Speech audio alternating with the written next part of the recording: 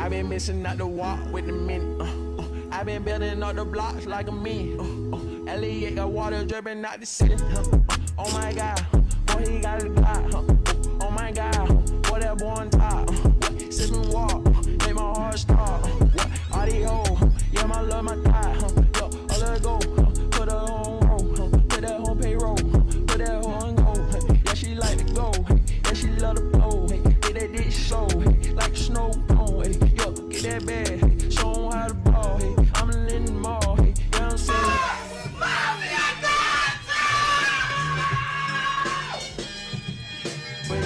Give me a minute, yeah, I need a minute, I'm in a minute, I'm in a minute, I'm gonna tell you, hey, Cardi B and Pippin, Cardi B and kick the shit in, yeah, give me a minute.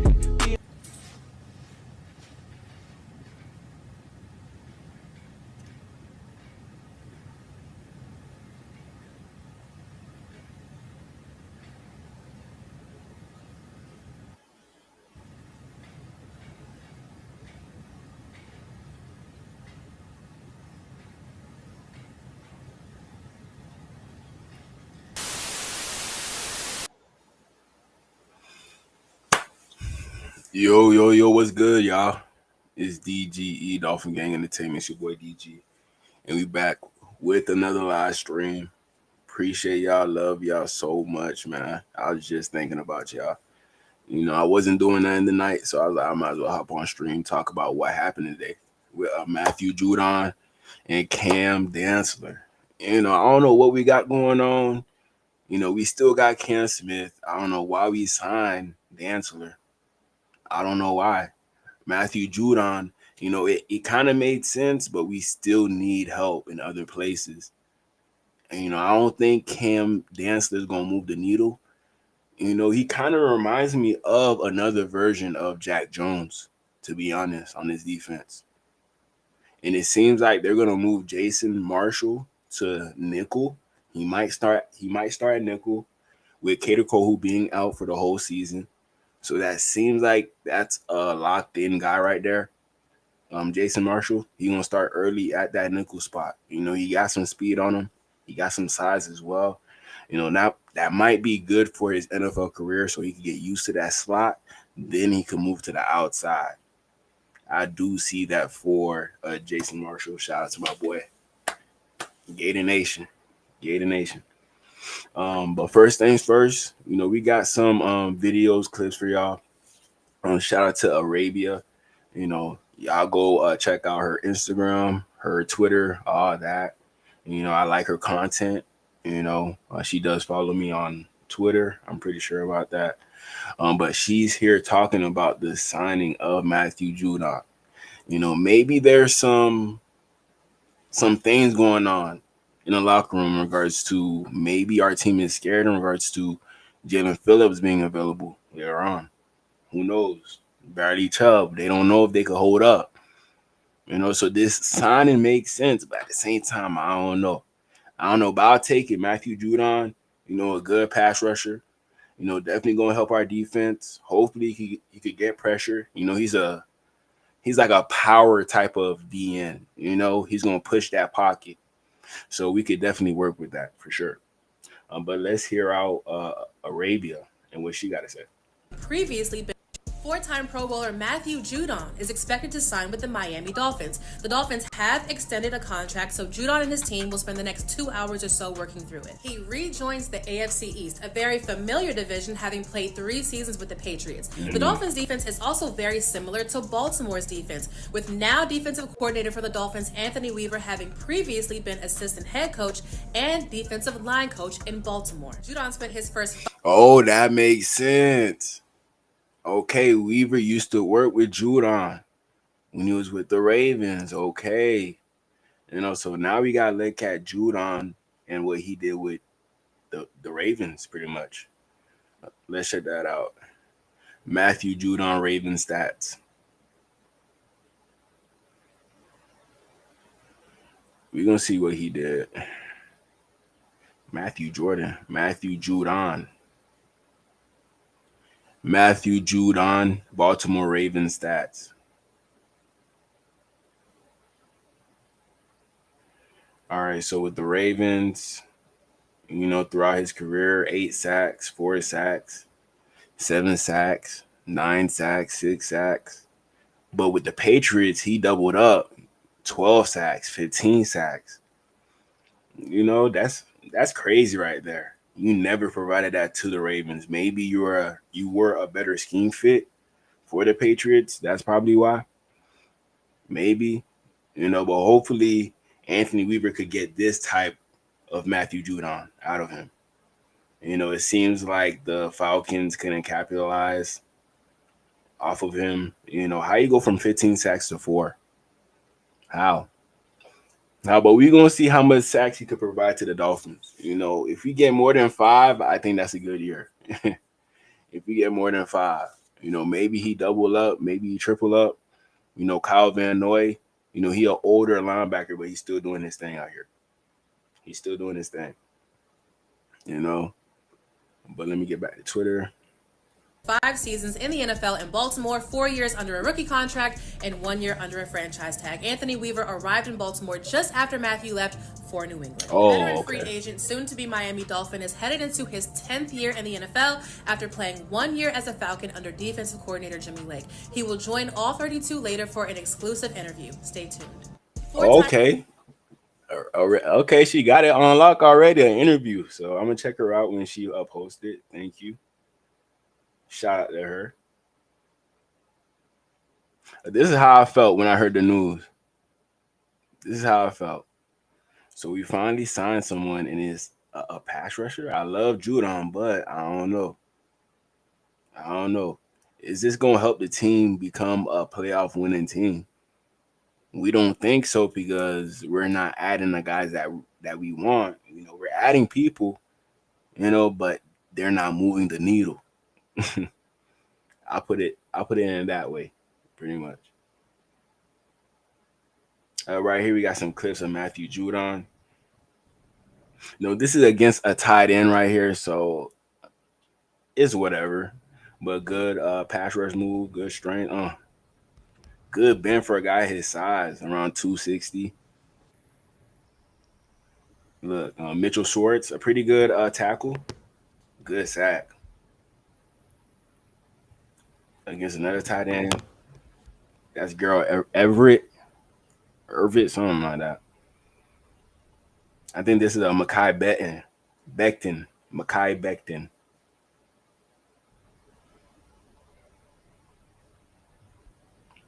It's hard to block a guy, 260 coming off the edge like this. You don't expect him to bend off the edge like he does at his size. I wouldn't mind putting him at 3 technique at certain points.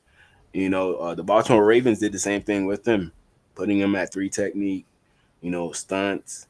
He's going to be a perfect fit. Like, imagine a D line out there with Kenneth Grant, Matthew Judon, Chop Robinson. That's deadly right there. That's deadly. Jordan Phillips. All those guys, they're going to run to the ball. They're going to stop the run. They're going to get back there to the quarterback. We just got an arsenal out there. We just got to hope everybody stay healthy. That's what we got to hope for. But I like that move, though. I'm going to start doing that. That's clean. But he came from a small school. Very, very small school. Very, very small school. Kind of underrated. Not highly ranked. Grand Valley State University. I don't even know where that's at. I don't know. But he was a good find by the Ravens. The Ravens, they always do good at drafting. They got Mike Green now, the guy from Marshall. He probably going to be the next Judon. Come in there, get a lot of sacks each year. Probably going to be him. But Judon, I think he still got some juice in him to at least give us at least 5 sacks this year. At least 5. We looked at the stats previously. How do we get the Matthew Judon that got 15 sacks? How do we get that? I got to see what happened this year, because that's insane right there. 15 sacks. 2022.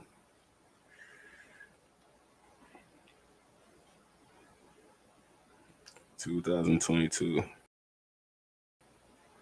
Gotta see what happened.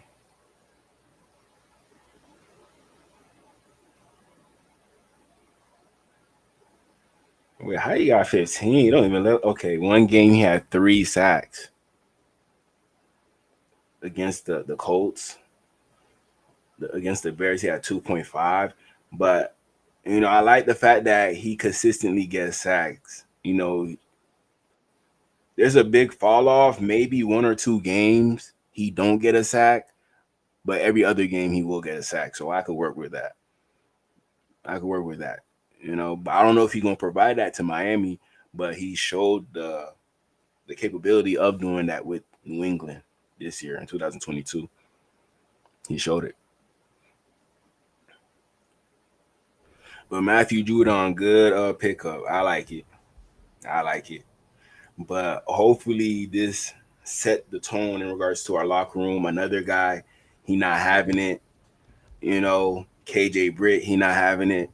Jordan Brooks, he not having it. Tyrod Dotson, he not having it.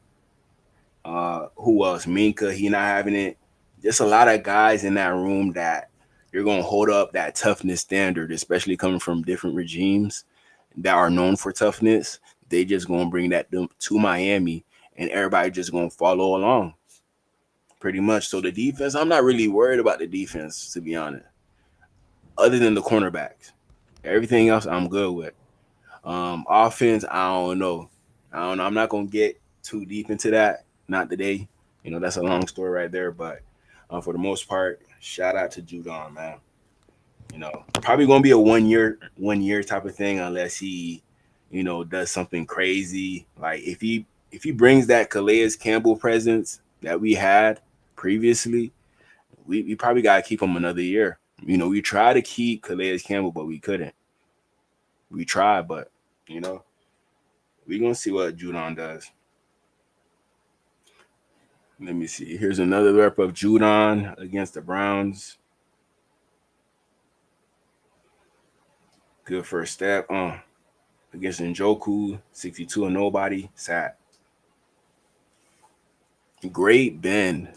Great bend for a guy 260. You see that and you just know like he could be a versatile piece on your defense. You could stunt him on the outside. He's not going to be too weak to come from the outside against a tackle. You can line him up against a guard, stun him whichever way. You're going to get back there to the quarterback. I like his game. I really do. I really do like his game. The more the merrier in regards to pass rushers. I seen what the Eagles did last year. That rotation of DNs. It seems like it works for NFL teams. It seems like it. Shout out to Raphael. Always the first one in the building. Love that guy right there, man. Love him. He only had 5 sacks last year in ATL. I don't think this was a scheme fit. The D line. They had Grady Jarrett last year, right? Grady Jarrett, but him and Grady Jarrett, that's not good enough, in my opinion. They needed more over there in ATL with the Falcons. They needed more. New England taking calls for their star cornerback. Who? Dolphins should get him. Rodriguez. No way. Y'all capping.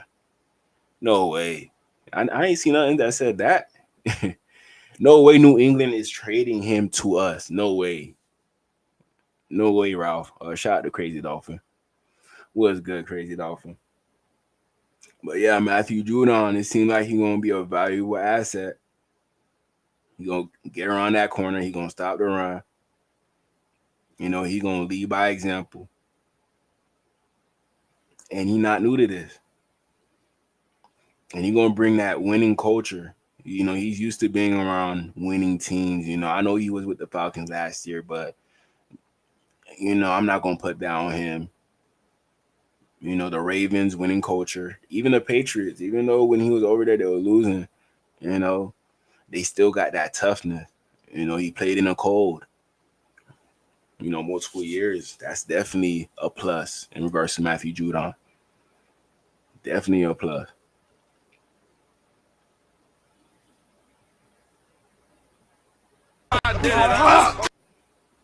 Here Matthew Judon working out. Don't ask me how I did it. I just did it. It was. I just pulled up to the studio and. It seemed like they're playing music in the background.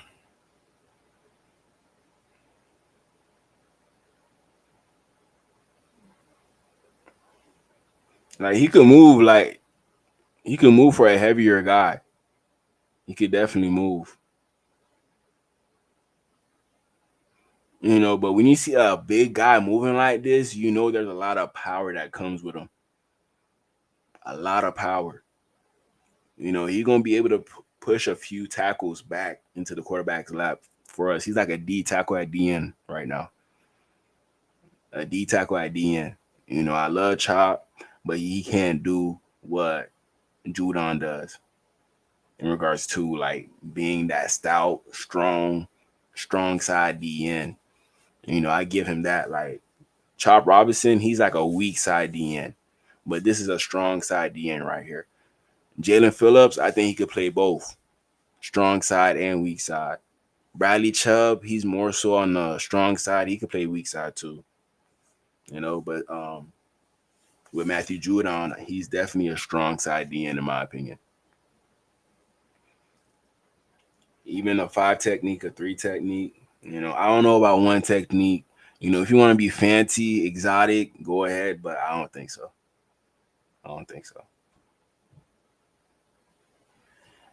Here, Kayshawn Booty. We're going to see him this year. We're going to see him. He took Judon number. I think that's number 9.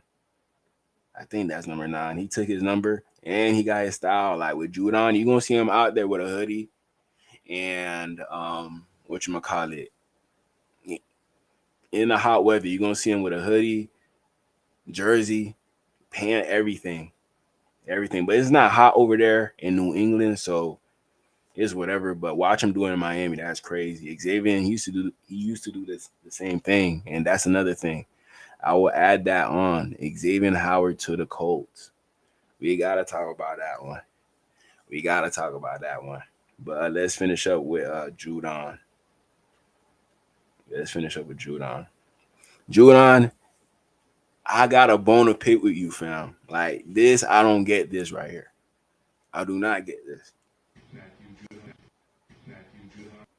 Hold on. Let me put the volume on. I can't even hear myself. Hold on.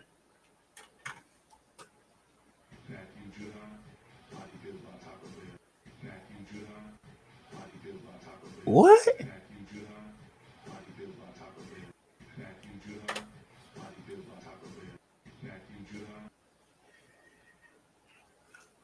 Judon, they asked you your name and the school you went to. That's what they asked you. That's what they asked you. What? Wait, what he say? Body built by Taco Bell. What did that mean? You know, like Judon, he got some character in him. He got some character. That's crazy. Body built off of Taco Bell. Oh, do I have to eat Taco Bell to get like that? Maybe. But yeah, shout out to Matthew Judon, another rep. You know, I don't want to expose Judon right now. I don't want to expose him, but I just gotta bring this one out right here. I gotta bring this out. You know, Darnell Washington, one of the biggest tight ends in all the NFL. I don't know. You might have to move the tackle. He seemed like he could be a good old lineman. Like, look what he does against Matthew Judon, a guy that we talking about with a lot of power. Look what he does. Like, come on, man. Just move the tackle, please. You'll make a lot more money rather than playing tight end. I know you want to catch the ball. You know, you barely do over there with the Steelers. You know, Aaron Rodgers not going to throw you away. You know, you might as well move the tackle. I feel like if they lose too much injuries on the old line, they're going to move Darnell Washington to tackle. That's what they're going to do. Because this is impressive right here from a tight end against Matthew Judon. You know, not a lot of tight ends could do that against Matthew Judon, but the biggest one in the league, of course. Of course. So when Matthew Judon go up against competition, you're not gonna get the best out of him. But if the whole D line is eating, you might get a better Matthew Judon out of that. If Chop Robinson is eating, if Kenneth Grant is eating, if everybody on the D line is eating, Kamara, you name it, Phillips, then Matthew Judon, he's gonna be one-on-one with probably a scrub. Put your best guy on Matthew Judon if you want to. I'm pretty sure Kenneth Grant, he gonna be his one-on-one. I'm pretty sure Chop Robinson, he gonna be his one-on-one. I'm pretty sure about that. So Matthew Judon, a good signing, very good signing. Here we got Matthew Judon talking about his situation with the Patriots, his former team. Let's hear what you got to say. We just never sat down. Why didn't the deal get done? I don't know. I feel like we just never sat down and really came to the table as men. So I think that's the biggest point. It's like they kind of didn't know where I was at. We kind of didn't know where they was at. It was like, it was just always through text messages or phone calls. We just never sat down and actually talked about it. I think that was the biggest kind of disconnect. Did you ask to? Did you, talk to some of the front office, Elliott, et cetera, say, like, let's have a sit-down conversation about this, your agent? For sure, I asked, and I sent those messages to my agents, and I asked personally, but that ain't kind of where we left off. Why didn't the deal get done? I don't know. It seemed like the Patriots weren't really too impressed with him, so they let him go. He got 15 sacks that year before, then he ended up getting 4 the next year. As an organization, you're gonna be like, I don't know. I don't know about signing you to that contract that you think that you want. Let's go back to the stats and see what he did. You put up 12 sacks. You put up 15 sacks. At that point, you definitely going to ask for an extension. But you ended up putting up 4 sacks this year. 4. So Steelers, they were like pump faking in regards to giving him a contract. Then boom, he ended up going to the Falcons. That's crazy. That is crazy. But shout out to Crazy Dolphin. DG, what you think about the Cam Dantzler pick? I got some clips of him as well. We're going to watch that. We going to react to Xavier Howard, the Colts. We got all that coming. The founder of Taco Bell was a Marine Corps veteran. Get some. Okay. After the stream, I might go pull up. Go to Taco Bell. Get me. Which I call it? Chalupa? Enchilada, something like that. I'm going to see. Let me go back.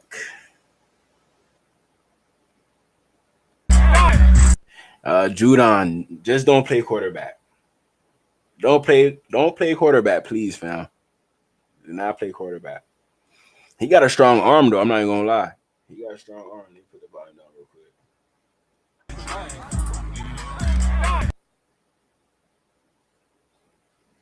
Let me see. That's a bad form right there. Okay. Okay.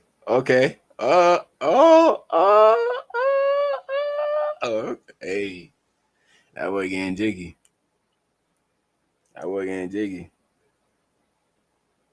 You too big to be moving like that.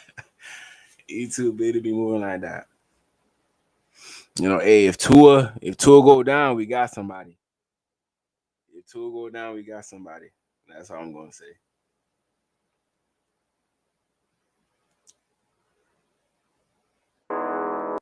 All right, here we got some clips of him at D2, Grand Valley State. Let's check this out.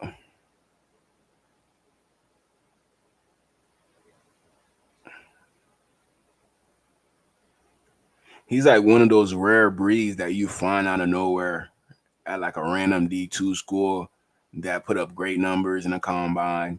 They got the stats to show for it, coming out of college, great production. We just questioned him in regards to the competition that he went up against in college. So it makes you think that he can't keep up with nobody in the NFL, but he proved everybody wrong, throughout his whole career. He's been a productive edge rusher coming from a small school, not no Alabama, not no LSU, not no UF, Grand Valley State University. Pretty impressive. He all over the field too, sideline to sideline.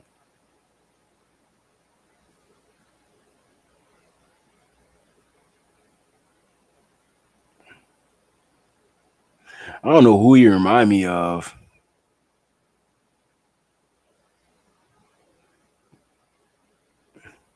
Good feet, good technique.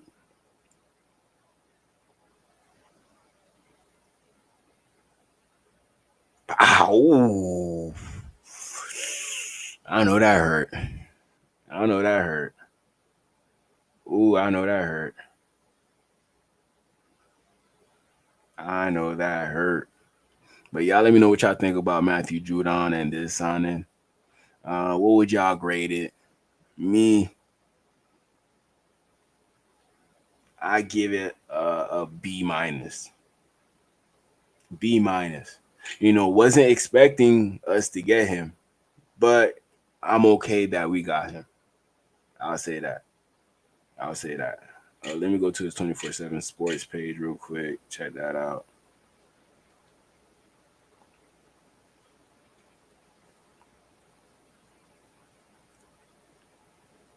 He's from Michigan, so he's from up north for real. 0 stars coming out, no looks. Only one offer, Grand Valley State. Committed, balled out, and went to the NFL. So that goes to show you like he's a hard worker for sure. Definitely a hard worker. Took advantage of his opportunity, of his scholarship, and made it to the next level.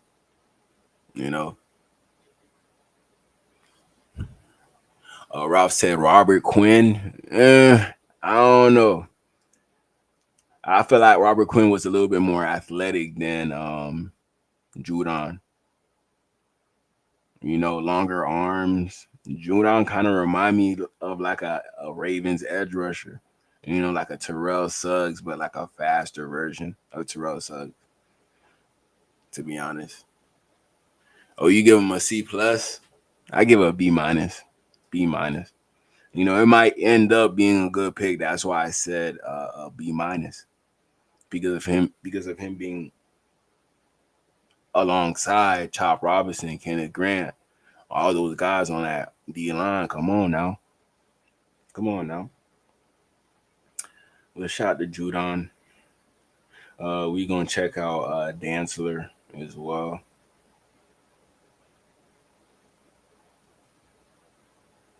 Hold on a second.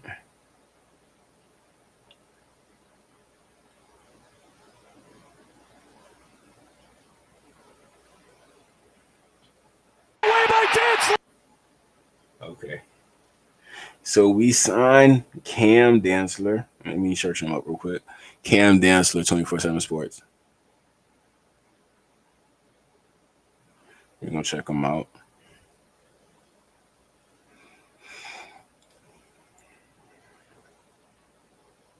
Okay, he got drafted by the Vikings, 6'2", 170. A little light, a little too light. I don't know how he gonna be in the run support game. Coverage, I'm not gonna question him on that. But he could get burnt by the right guy. Like guys he will have trouble with is actually speed guys. Even though he ran a fast 40, he will have trouble with speed guys, even with strong guys like DK, but he will have his moments as to where he'll take a risk, he'll take a shot, and he'll make a pretty nice play. Even if he messes up, sometimes he'll come back and make a play off of a mess up. If you want to follow that turnover type of player, type of role that we have been doing with Jack Jones, now we got Dantzler in this room. And, you know, those guys, we're going to assign those guys to get the ball back for our offense. That's all we asking y'all. We're not asking y'all to be the best cover guys. If y'all could do that, we'll take that. But if y'all can't do that, please just get the ball back in any way. You're going to see by the film I show y'all. You're going to see. But Cam Dantzler, 3-star recruit coming out, Louisiana. You know, I like that. Louisiana, they got talent. I like that. I like that. St. Thomas Aquinas, they got one over there in Louisiana. I didn't know that. Went to Mississippi State. You know, played against a lot of talent at Mississippi State. You know, he was over there playing against Tua, you know, Waddle. You know, he was a part of that game as to where Tua messed up his hip. You know, I think he was part of that hit right there. I think he was part of that hit. I don't know. Maybe I might search it up, but I don't know. I might have flashbacks from that. I don't want to see that. I don't want to see that, but let's go back to the film. But like I told y'all, Cam Dantzler, he gonna make a mistake, then he gonna come back and make a play. You know, sometimes he'll just make a play in general, but when he make the mistakes and he comes back from it in the ways that he does it, that's what sets him apart from everybody else, in my opinion. Like, watch this play right here. Prime example. Fields underneath. He finds the. That boy got trucked. You know, a lot of guys, they giving up. My girl watching this game, I can't do this. I'm going to the sideline. No, not Cam Dantzler. Not Cam Dantzler. Look what he did. Former Viking Amir Smith-Marset. Come on, man. Beautiful. Beautiful. A guy who won 72 just ripping the ball out, that means he got like some type of grip strength on him to continuously do that. You know, especially if you watch the film of him at Mississippi State, he was making plays just like this. Just like this. But beautiful play by him, bro. Not giving up on the play. You know, hey, Anthony Weaver, play this clip on film every day for the defense. Every day. Please. It's the former Viking Amir Smith-Marset. Give me that. And it's stripped away by Dantzler. He takes it down into Bears territory. A huge turnover give me that. with a minute to go. Bro, he like a criminal at cornerback. He'll make you think that you got a good play going on, and boom, he'll take the ball away from you. You know, he's like a savage, like a joker at cornerback. I don't know how to explain it. That's how I view him.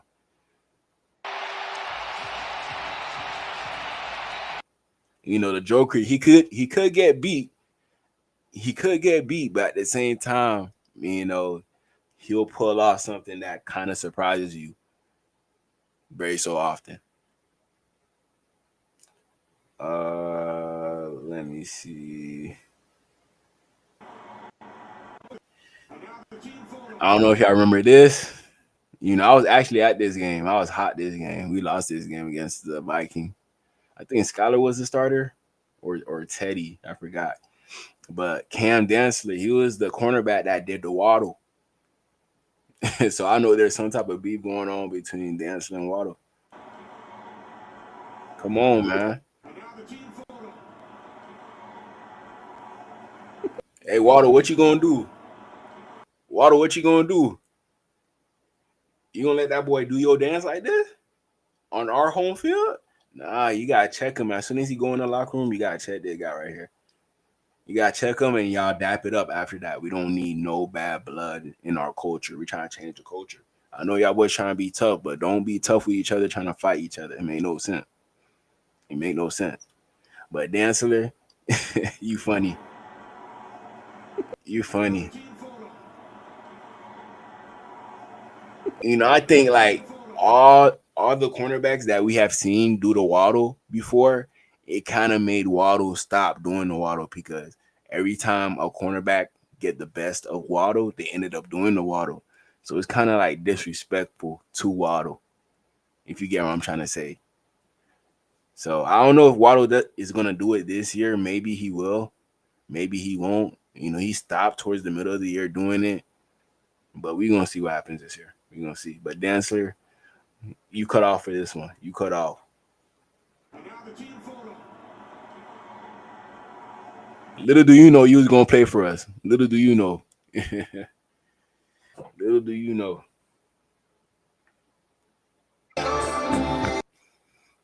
Here's Cam Dantzler at Mississippi State. You know, he a tall cornerback, but his arm length is not what you would really want for a prototypical cornerback. Kind of on the shorter side, you know, but he could still definitely work. You know, good range for a bigger cornerback in regards to just straight up length. You know, that's on Henry Ruggs right there. You know, free free that boy Henry Ruggs.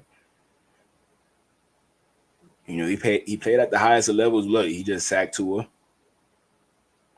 Interception against my Gators.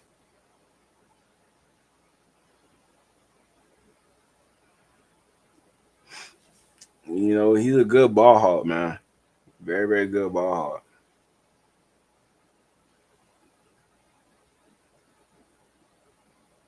You know, he'll probably be at the right place at the right time at all times.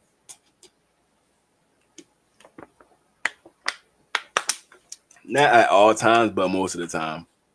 I give him most of the time. You know, I want you to wrap up. You know, don't try to hit stick nobody. You know, you 170, 180, under 200. We don't want that for you. Plus, we know like injury is a thing with you as well. We want to make sure that you preserve your body. Just get those interceptions, get those forced fumbles. Be smart with your body. But yeah, I don't know.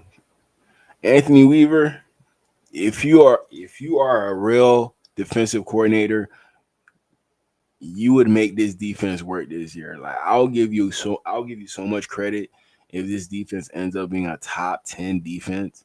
So much credit to Anthony Weaver. He might end up being a head coach if he does that. He might end up being a head coach. I wouldn't be surprised. Wouldn't be surprised.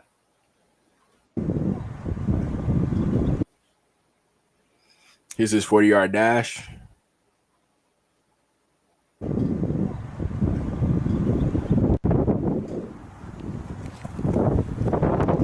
Almost. 4.38. I don't know. Like that 4.38, it does. Sometimes I see it on film, sometimes I don't. To be honest. I don't know, but you know, some people they faster than what they look on film. Some people are slower than what they look on film. You know, it happens, but 4.38, that's solid. 6.2, that's solid. 188, that's solid. The arm length, that's the only issue, but you know, it's not a big factor. You know, there's a lot of guys with smaller arms that make playing DB work. You know, when you have longer arms, it's kind of hard for receivers to catch the ball on you. Because even if you 5'10", 5'11", if you got long arms, that gives you an advantage. And that's the only thing that Cam Dantzler don't got. You know, if he had like Jalen Ramsey arms with his body, perfect DB. Perfect DB. You know, but we gonna see, man. We gonna see. You know, Mike McDaniel, he can't stay away from the fast guys. He can't. He can't. You know, I can't wait to see one-on-ones, him versus Tyreek. Can't wait. You know, you're 4.38, right? You should be able to keep up with Tyreek if you're 4.38. You should be able to.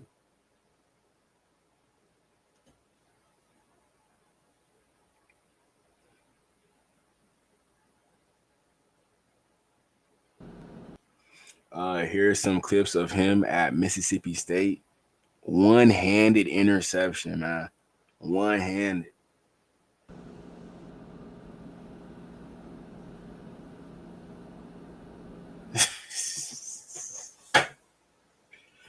Yo, that was a crazy interception. Y'all ain't see that? One hand behind the back, too. Give me that. His feet not even touching the ground. That would look like a cheat code. But he might be able to play receiver. I'm not even gonna lie to y'all, man. That's crazy. That's crazy. There's some talent there. There is some talent. I see it, but there's a reason why he hasn't worked in the NFL. He showed flashes in the UFL to the point where the Dolphins feel like they need to give him another shot. But we gonna see. But I'm happy that we ain't go and get Jair Alexander. It seemed like he gonna miss some games starting the year already. Injury concerns. He just signed with them boys. Like a few weeks ago. Xavier Howard, he just signed with the Colts. Maybe he's healthy now. Colts, they already got guys in their secondary. A lot of good guys. Shavarius Ward. They got Bynum. Now they got Xavier Howard. Is Daniel Jones going to do it for them boys? Like, is he that good? He just got named a starter. So there's a lot to cover today. A lot to cover.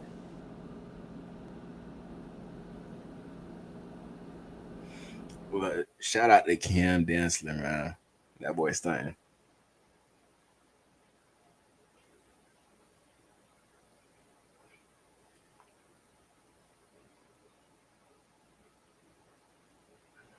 You see another one-hander. Good back pedal.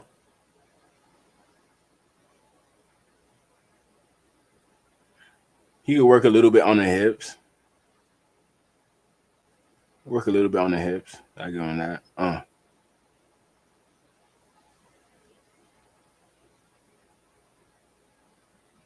Yeah, I don't know about the slot with Cam Dantzler. It seems like he gonna play either side, to be honest.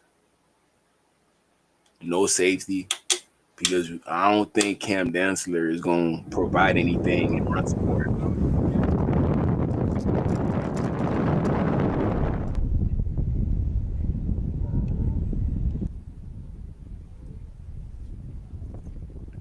Hey, all the new DBs, I need at least 4 interceptions from everybody. At least 4. Bomb. Good cat.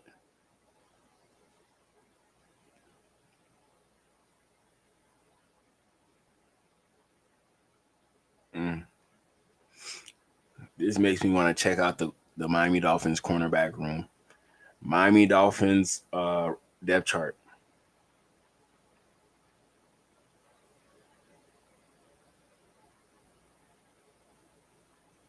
Let me see here.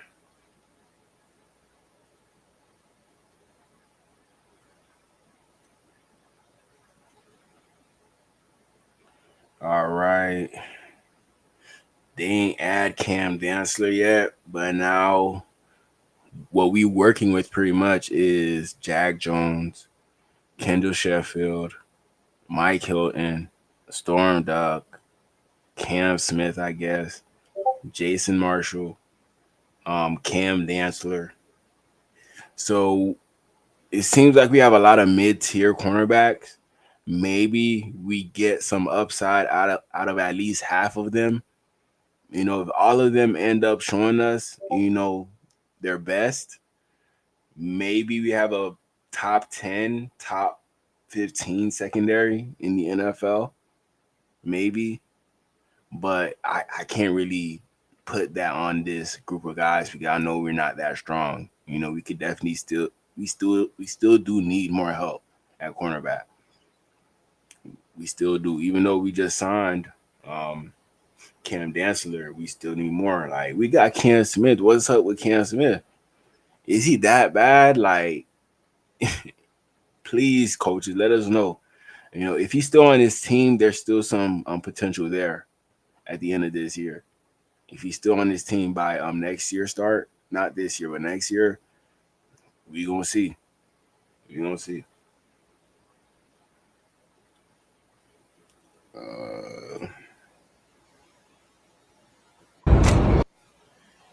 Here you go, Cam Dantzler, Patrick Peterson.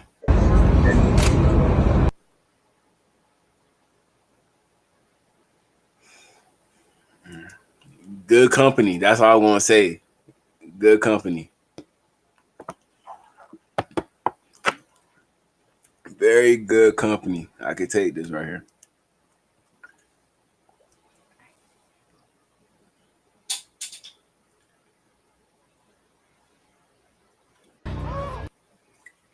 Here's Cam Dantzler versus Adam Thielen. Very good route runner, one of the best in the whole league, in my opinion. Y'all let me know in the comments. And you got Cam Dantzler out here. Like I told you, a big cornerback. Should be able to press him. Should be able to. But he has the speed to stick toe to toe with him, even though he a good route runner. And Cam Dantzler, pretty athletic. Oh.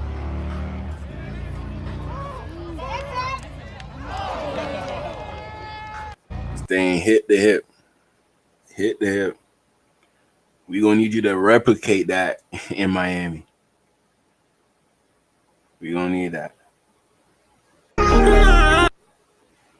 Here's his UFL highlights. Let's check this out.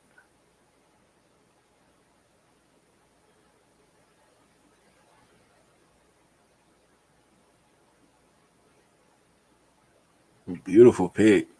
You see? He just got a knack for the ball. He just has a knack for the ball. Look at him hitting, not even wrapping up. Please wrap up with the Dolphins. Please wrap up. Good awareness on that one. Quarterback going deep. Good coverage.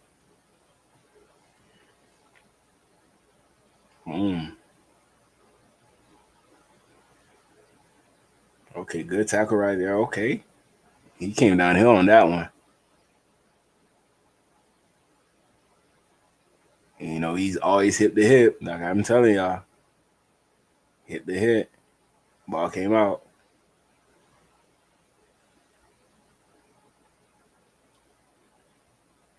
Hey, shout out to Cam Dantzler. We're going to give you another shot in the NFL. We're going to give it to you. We're going to give it to you.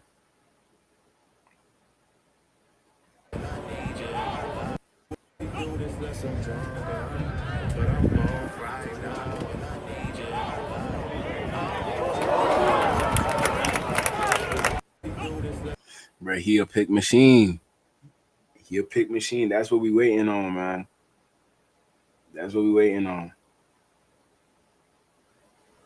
You see, look. That's what I'm talking about. Rip that ball out. Give it back to our offense. That's the only thing we need you to do. You don't got to be an all-pro. You don't got to do this. You don't got to do that. Just get us that ball back, please. And thank you. He did the same thing in college, same thing in high school, same thing in the UFL. What you think he's going to do in the NFL? Even though you might see bad plays out there, you're going to see these type of plays and you're going to be like, yeah, okay, that kind of low-key won us the game if you really think about it. He has a knack of making those plays. But it's just like so much bad plays could make you not even think about those plays no more. That's the whole issue.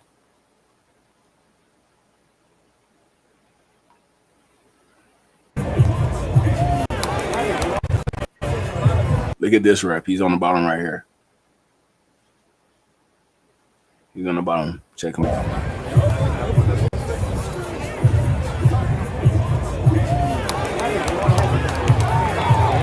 Like, how you come up with the ball after that right there?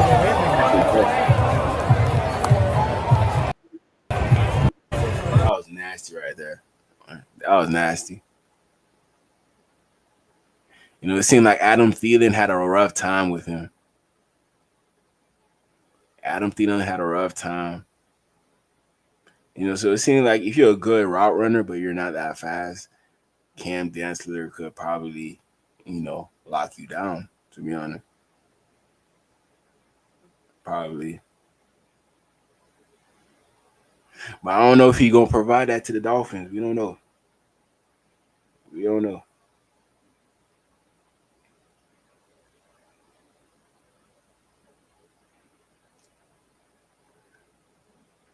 Pretty good coverage on Justin Jefferson.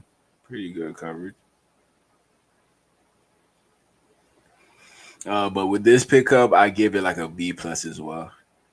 B+. Because I did like him coming out the draft. I'm not going to lie. He was one of my favorite cornerback prospects coming out. But he ain't never pan out to what I thought he could be. He didn't.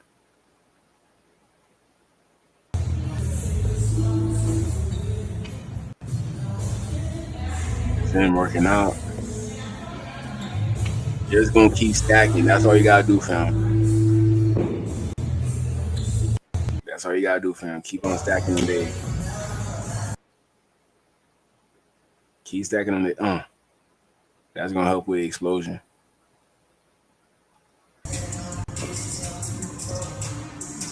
Yeah, he going hard right now.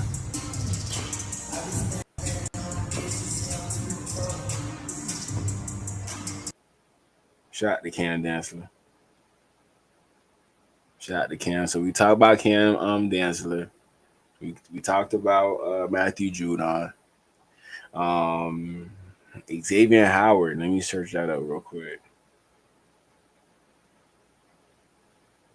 Let me search that up. First they get Raekwon Davis from us. Now y'all getting our old cornerback.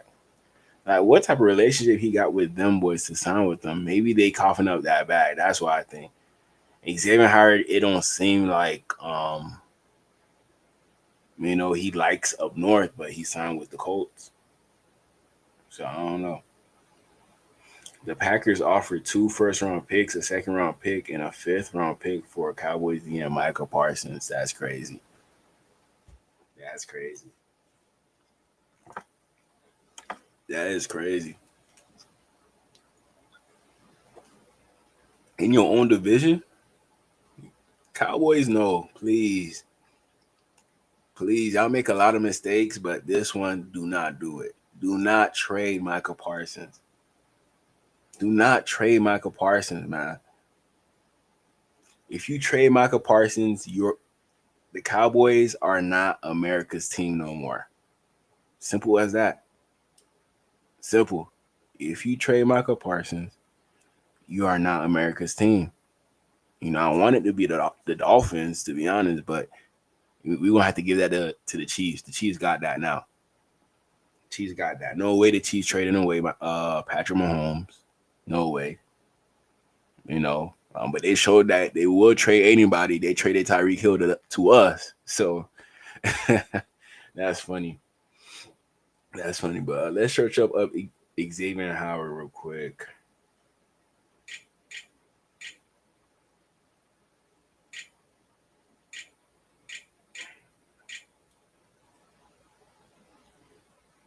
Yeah, quotes. We haven't seen Xavier Howard play in a long time, so we don't even know what we're going to see out of him. We're going to see Tyreek Hill, Xavier Howard again, but Xavier, no way he coming back faster than he did before. I think he's going to stay the same speed or slower. So that should be a good matchup, Xavier on the Colts versus Tyreek Hill on the Dolphins.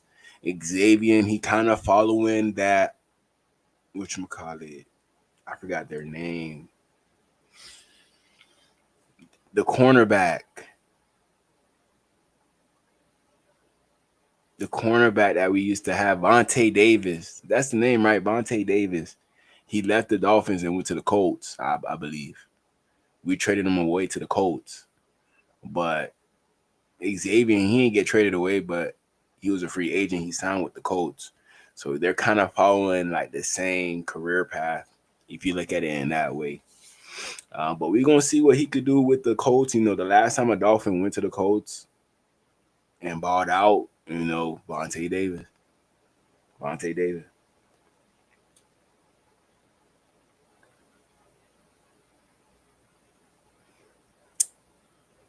Xavier Howard in his first game. So much good memories. So much good memories.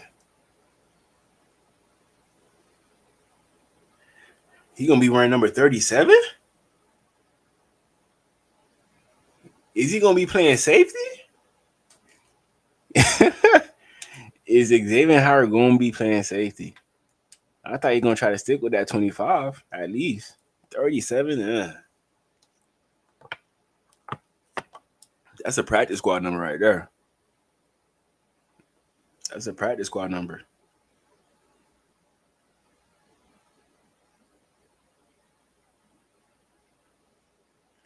So Xavier Howard, he still leads the NFL in interceptions ever since 2017. So impressive. impressive. $5 million. Yeah, they blew the they blew a bag on Xavier Howard, especially at his age, 32. Five mil. Shoot. If I was Xavier, I'm investing all of that so it could become a bigger bag. Howard, 32, last played in 2023. His last of 8 seasons with the Dolphins. Now an opportunity in Indianapolis. Maybe this could mean like a career resurgence. You know, Xavier, he got that time off. Maybe he feel healthier now. Now he about to turn up.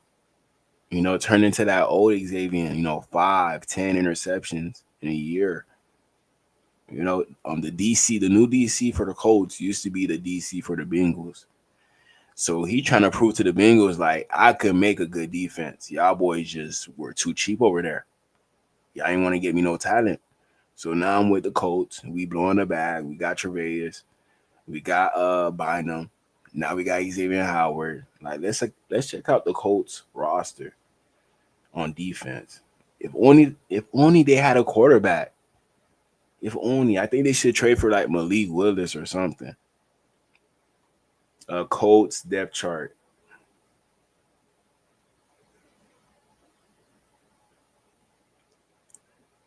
Let me see. Okay, they got Jalen Jones too.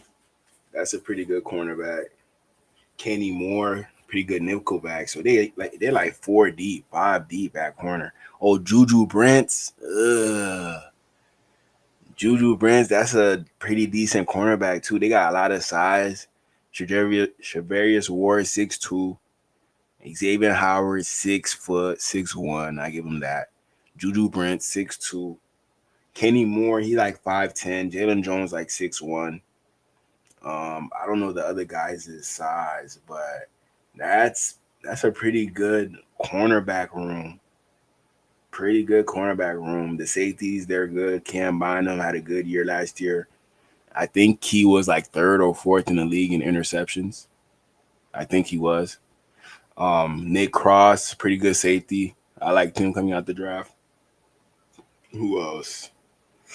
The safeties, not really too impressive, but you do got guys who could like interchange and be like safeties in themselves. Maybe I don't know about Shavarius. I would try with Juju for a little bit. Jalen Jones, I know he could try it. I know he could do it. So this is a pretty good fit in regards to having cornerback depth on your team. Xavier Howard adds that. You know, this is the depth that we needed. Xavier Howard on our team. Come on, man. We needed that, but I don't know.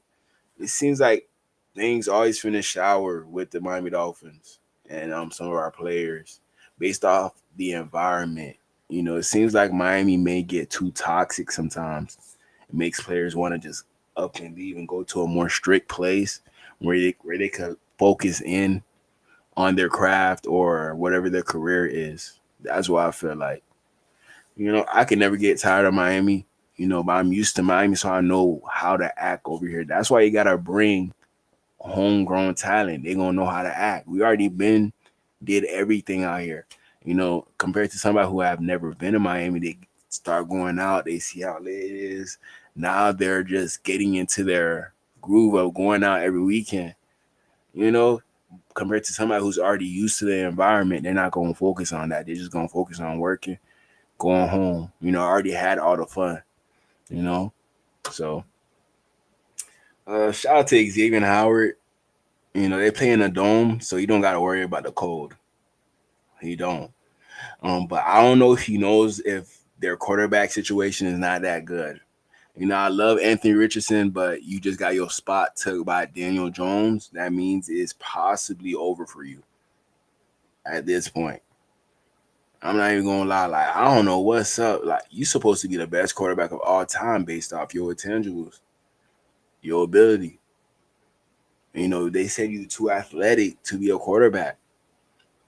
He had a perfect score at 10.0, fast 40, high vertical jump. What else he had? You know, y'all seen what he did when he threw the ball. He could probably throw the ball 100 yards. You know, all that in your arsenal, you still can't be good in the NFL. I want to blame the coaches, but at the same time, I gotta blame Anthony. It's year 3 now. Year 3, I really want him to start, but you let Daniel Jones take your spot, fam. Come on, fam. Come on, that's sad right there. That's sad. I know Xavier Howard, he probably got more trust in Anthony Richardson than Daniel Jones. If Anthony Richardson could just like get on that Jalen Hurts type of level, he could definitely help this team get a Super Bowl. And if the GM for the Colts acts like a GM like Howie Roseman does, the Colts could be right back in it. But they just gotta build the team correctly. But it don't seem like they are in tune with that as of right now. They signed Xavier Howard, but I still don't know if that's gonna move the needle for them. I still don't know. I mean, y'all let me know in the comment what y'all think. $5 million. Would y'all give Xavier Howard $5 million? We got Asante Samuel visiting today. I think he visited today, right? We're gonna see if we sign him. I'm pretty sure we're gonna sign him. I'm pretty sure. Because this is the second visit. The second visit. Cornerback Xavier Howard signs with the coach, much needed with our banged up secondary. Imagine if he made the Pro Bowl. Imagine.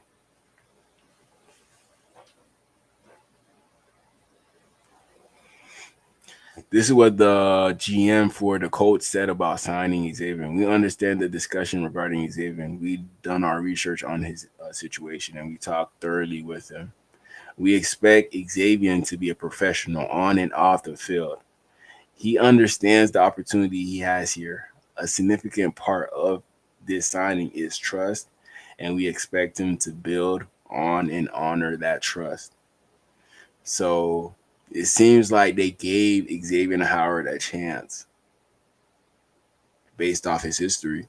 Like, fam, start hitting the club. I know you enjoy life, but them strippers, they ain't for you. They're not for you. They're not going to help you out in regards to your career. And I be seeing Xavier Howard in the strip club more than anybody else. I'm not even going to lie. Every time I go to one, I see him. Out of all the NFL guys I see Xavier Howard at the moment. But, he probably changed up and he's not doing that no more. And look, he over there in Indianapolis. There's nothing over there. The only thing he can do is focus on ball. Only thing he can do. And that's why he's having these conversations. You hear all the stuff about his baby mama, hitting this female, that female, sending pictures. You're gonna confront him for sure before you bring him in the office. We gotta make sure you still straight. Like, we understand you did what you did, but we gotta make sure you're still straight in the brain so you could fit in our locker room with all the guys in there. That's first thing first, man. We all know Xavier Howard, he's not a crazy guy, nothing like that. It's just a lot of accusations.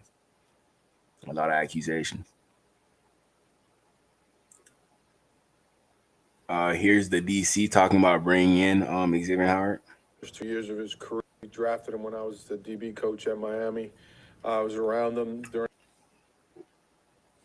Lou, he was the DB coach at Miami when they drafted Xavier. Makes sense. In that process, around him, his first 2 years of his career. So the one thing about him that always jumped off the tape to me when he was at Baylor, reason why he was drafted so high is he can go get the ball. And he's proven that throughout his NFL career, that he's been an elite interceptor. So we're hoping that, we'll give him some time to get back into football shape, because that takes a while, but hoping that we can get some of those interceptions going. We drafted him. So it seemed like Xavier wasn't thinking about, coming back. But it seemed like Lou hit up Xavier's like, man, I would love to have you. I was in that room when we drafted you. Come on, Xavier. Please, just 1 year with us. $5 million. $5 million right now on the table, fully guaranteed. Come on, Xavier. And that's what sent him over there. That he trusts this defensive coordinator, and he proved that he could coach up a good defense. He did take the Bengals to the Super Bowl with that defense that 1 year. He did. So shout out to Lou. Shout out to Lou. What's good, Lakers? What good, Lakers? Shout out to my boy Lakers gang. But yeah, man. Y'all think it's bad blood between Miami? It probably is. He said he still got Chris Greer number. That's what he said.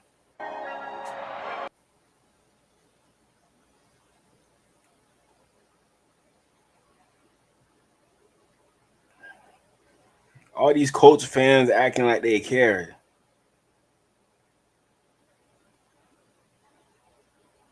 You know, it felt like Jalen, like it felt like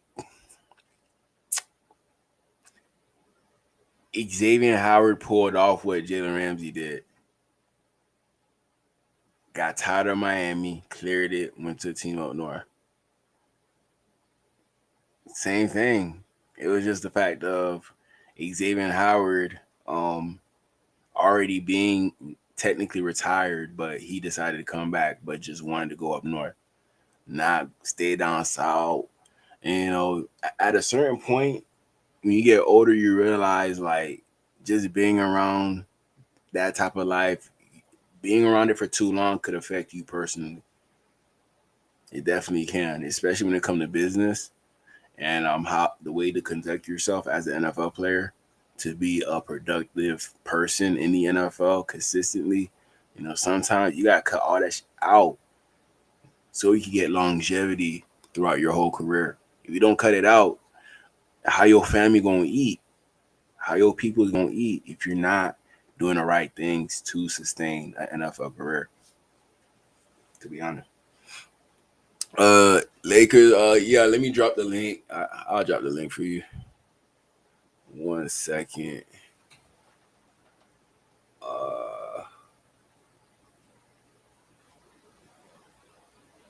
Okay, there you go. Yeah, I dropped the link. Xavier, don't let this happen. This year, you got Travis Hunter. You got Brian Thomas Jr. Don't let them boys cook you, Xavier. Do not let them boys cook you, because we will make fun of you here in Dolphins land. We will make fun of you. To be honest. You know, we seen what Brian Thomas Jr. did to Jalen Ramsey last year. We seen it. We seen it. This year. I don't know. We're gonna see. We're gonna see. But shout out to Xavier. You know, it seems like he's not in shape yet as well. So you gotta get back in tip-top shape. You know what shape he was in when you got those 10 picks for the Dolphins that 1 year.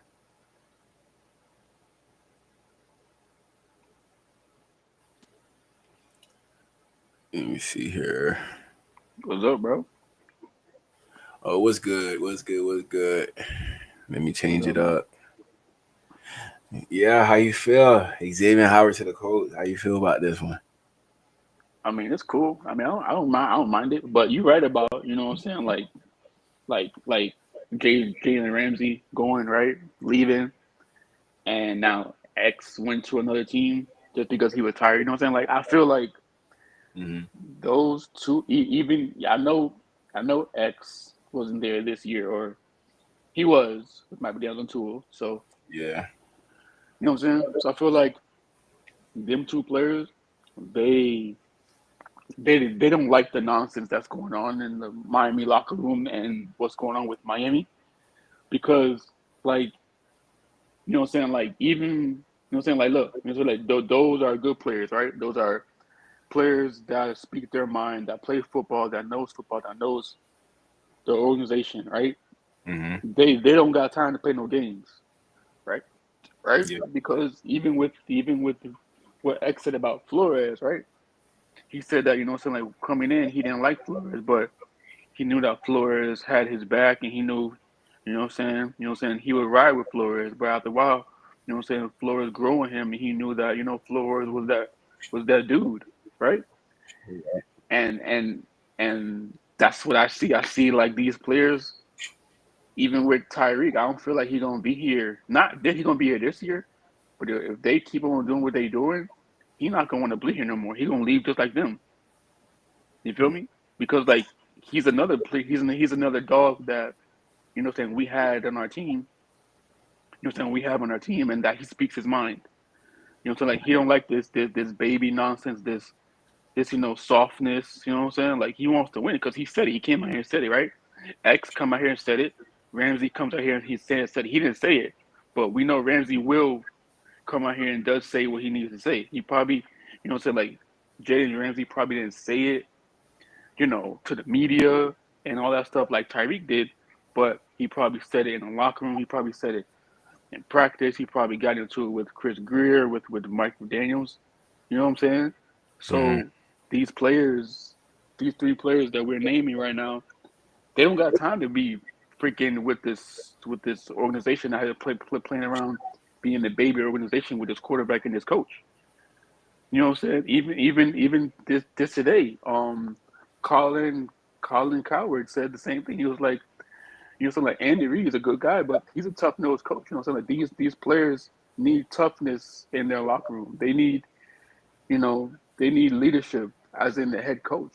And our head coaches want to play around, now low-key want to start being tough now with these players, but usually you wasn't tough before. You know what I'm saying? Like how the heck are you going to be tough? You say that you want to be tough now, but these players, they don't care about that. You just need to be tough right then and there. These are men. These are not college football. You know what I'm saying? These are not college kids. You know what I'm saying? These are not high school kids. You know what I'm saying? You don't kiss nobody on the forehead and you know what I'm saying, NFL. I know that's cool. That's now, but you ever seen a coach kiss a football player? You know what I'm saying, like that? Nah, you never seen Bill Belichick do that. Like, you know what I'm saying? Like that's crazy, bro. I mean, I feel like with players, it's the tough narrative, it's just gonna have to be installed by the players themselves. If they see that we don't have it, if you feel like you're a player that could apply that, I feel like we got a lot of guys that could apply that toughness. It's just the fact of us not having that chemistry right now. We're not used to each other, so we don't know how this defense gonna come looking at the beginning of the year. Maybe it's gonna take some time. Like usually with a lot of our defenses, they took time to get better. Eventually once they got used to each other, but then maybe an injury will happen and our whole defense ends up being bad throughout the rest of the year. That's usually what happens with our defense. But hey, nobody don't want to come here is fine. You gotta treat Miami like you treat the girls here. One night stand and then leave them. That's it. Yeah, but I mean that's gonna get old because guess what? If that's the case, right? Then they're not gonna want to come here because two reasons. They know the head coaches, he's babyish, right? Soft. The quarterback is injury prone, soft, right? He gets mad because he gets mad if you be too hard on him, right? No players want to play around that, right? Would you want to play around that? No, right? You want to play with a leader, quarterback. You want to play with a dude that can lead this team, that can win games, that can take you to the Super Bowl.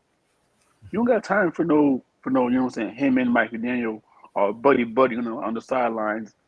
And then after that, when you lose to the Bills, you over here, you see, you know what I'm saying, you over here laughing it up, being smiling and happy. You know what I'm saying? Like Tyreek Hill probably seen that. X probably seen that. Jalen Ramsey probably seen like, what is this? He's like, this is not a winning organization. Yeah, right? I mean, Come we on had now. a lot of guys like Brandon Jones. He's one of the best safeties in the NFL now. Over there with the Broncos, one of the best defenses. Javon Holland, we gotta wait to see what he does, but we know he's a good safety. Ramsey, we know what he provides. Xavier, Cater, he flashed a little bit when he came out. Deshaun Elliott, he just got an extension with the Steelers. We had a capable team of at least winning a playoff game. But it goes to show you like you could have the talent, but if there's something wrong with the culture and the toughness side of things, then the talent not gonna matter at that point. Yeah, that's all, bro. Thank you. That's it is. Thank you. Because look, check this out, right? Why do you think Jalen Ramsey went to the Steelers? Because of what the culture Mike Tomlin has over there: defense, toughness, leadership. Right. Then you have, X had that with Brian Flores, right? But guess what? We let that go, Mhm. right? And now it's like you have the Jets head coach. He's trying to bring that leadership, toughness, and physicalness to their team. And Andy Reid and all that stuff. Even with Mike Vrabel with the Patriots, right? He's bringing that to their team. You know what I'm saying? Like, they all had an identity that these head coaches wanted to bring to their teams. We had the toughness on our team. We had the physicalness in our coaches. We had it, but we let it go because we wanted to baby. Go ahead. Like I feel like we had it, but we let it go because of which one we were more invested into. So I feel like with us spending the top 5 pick on Tua, that showed the team like, okay, Tua's technically more valuable than Brian Flores. So they would be willing to let go of Brian Flores, thinking that Tua would work with any other person other than him. So that's what I feel like happened. They just thought that Tua was that guy. He would work in any scheme. He definitely works in Mike McDaniel's scheme. I don't know how Tua would have fared if, let's say, um, Jim Harbaugh, not Jim, his brother, if he came here, what type of offense he would have ran. Anybody else, who knows what could have happened in Miami. It seems like what happened in Miami with Mike McDaniel was probably the best of the best. He tried his best with Tua as the quarterback. Based off Mike McDaniel's like record throughout all of his years, his record's not too bad with Tua. But hold up, check this out, right? The Chargers head coach could have came here. He could have came here, but guess what? He chose not to. He chose to go to where? Chargers. Mm-hmm. That's saying, is it not saying something? Because guess what? I understand you could have came here. You knew our general owner and everything like that. You could have came here, Yeah. right? Because he wanted you here as a head coach. But what happened? You didn't choose the Dolphins. You chose the Chargers. Come on now, people not thinking about that. They're not saying nothing about that. You know what I'm saying? And look, like you said, like he's not no baby coach. He's a hard nosed coach too, right? Just like his brother. You know what I'm saying? So I think some of these players are getting tired of this head coach and this quarterback. And I don't care to say it. And Tyree's getting tired of it, even though people say, oh, he needs to be traded. But I mean, I wouldn't trade Tyree because him and Brooks, the linebacker. I mean, who else is there that's gonna bring the toughness to the team? Because Waldo is too goddamn quiet. He's a freaking mute button, right? You only got Brooks and Hill. You know what I'm saying? Yeah. So who the heck is gonna bring toughness to the team if the coach can't do it? If the quarterback can't do it? So now you got those two players doing it. So guess what? After a while, those players that I named is gonna be gone. Because you need toughness out on the team. You need physicalness. You need somebody that's going to be a leader that's going to, bring these guys together and tell them what they're doing wrong and scream in their face a little bit. Yeah. We got a lot of guys that's going to see Tyrell Dodson, Brooks, they fought. So, we got some guys that's definitely going to do that. Oh, it's Crazy Dolphin, he in the building. Okay. Hold on. Crazy Dolphin, what's good, man? Hey, what's going on, DGE and Lakelands all day? How you guys What's up, doing? man? What's up? Man, you came at a perfect time. I wanted to show you guys something that I seen. I wanted to defend my Dolphins. I know a lot of people bash this team, and even people that are not fans of the team are bashing the team to a degree that I wouldn't even do that for a team I'm not a fan of. But I just wanted y'all opinion on this. I'm gonna play it right now. Just let me know. I hate the Miami Dolphins. I don't respect the Miami Dolphins. I find this construction, this iteration of the Miami Dolphins to be a disgrace and an affront to professional football. Can't play physical. Can't convert short yardage. Can't play in the cold. Can't beat good teams. Absolute losers. Man, like, what did we do to you as an organization for you to be this mad at us for not being a good organization? I don't understand. But he's not. But listen, bro. Like he's not. I'm not saying I hate my Dolphins. I don't hate them either. I love my Dolphins too, right? But he's not lying. You know what I'm saying? What he's saying is the truth. Because guess what? What we was all talking about what physical play, right? The cold weather. Yeah. Right? All that stuff. We was all talking about it. So what he's saying, the softness, and guess what happened, bro? The softness came from who? Who got here? Who got here? You know, my bad, bro. Okay, check this out, brother. Look. Okay, when we have Flores, was anybody talking about softness? No. Okay, then. So what happened? He left. Who came here? McDaniel. Thank you. So why they talking about softness now? Because guess what? Two things. The head coach now, that's the main problem, and the quarterback, because they see. Come on now. They see that, sir. They people not stupid. They watch ESPN too. They watch our games. They watch how Mike McDaniel kissed Tua on his forehead. They see that crap. Here's what I gotta say, Lakers. Here's what I gotta say. You know, with Miami Daniel coming into this organization with a quarterback that needed to be tenderized by his head coach, you know, Brian Flores wasn't with that. Like, Brian Flores, he's the type of guy that's gonna hit his kid as soon as they're born. You know, he don't play that. No games. As soon as you're born, you're supposed to be working 9 to 5. None of that. But Miami Daniel came in, soft handling Tua. Here are all your 700 plays that you did good in. You know, like, I don't think other head coach doing that. I don't know if he really did that or not. He said that he did that, but I just think he's doing too much at that point. You know, but I don't know. I just think it came in with that soft approach and he just maintained it. You know, on top of that, if your quarterback has that soft approach as well, you know, so that you both, boom, they're like a perfect match, but you don't want that perfect match in regards to your head coach and quarterback tandem. But that's what I'm saying though, right?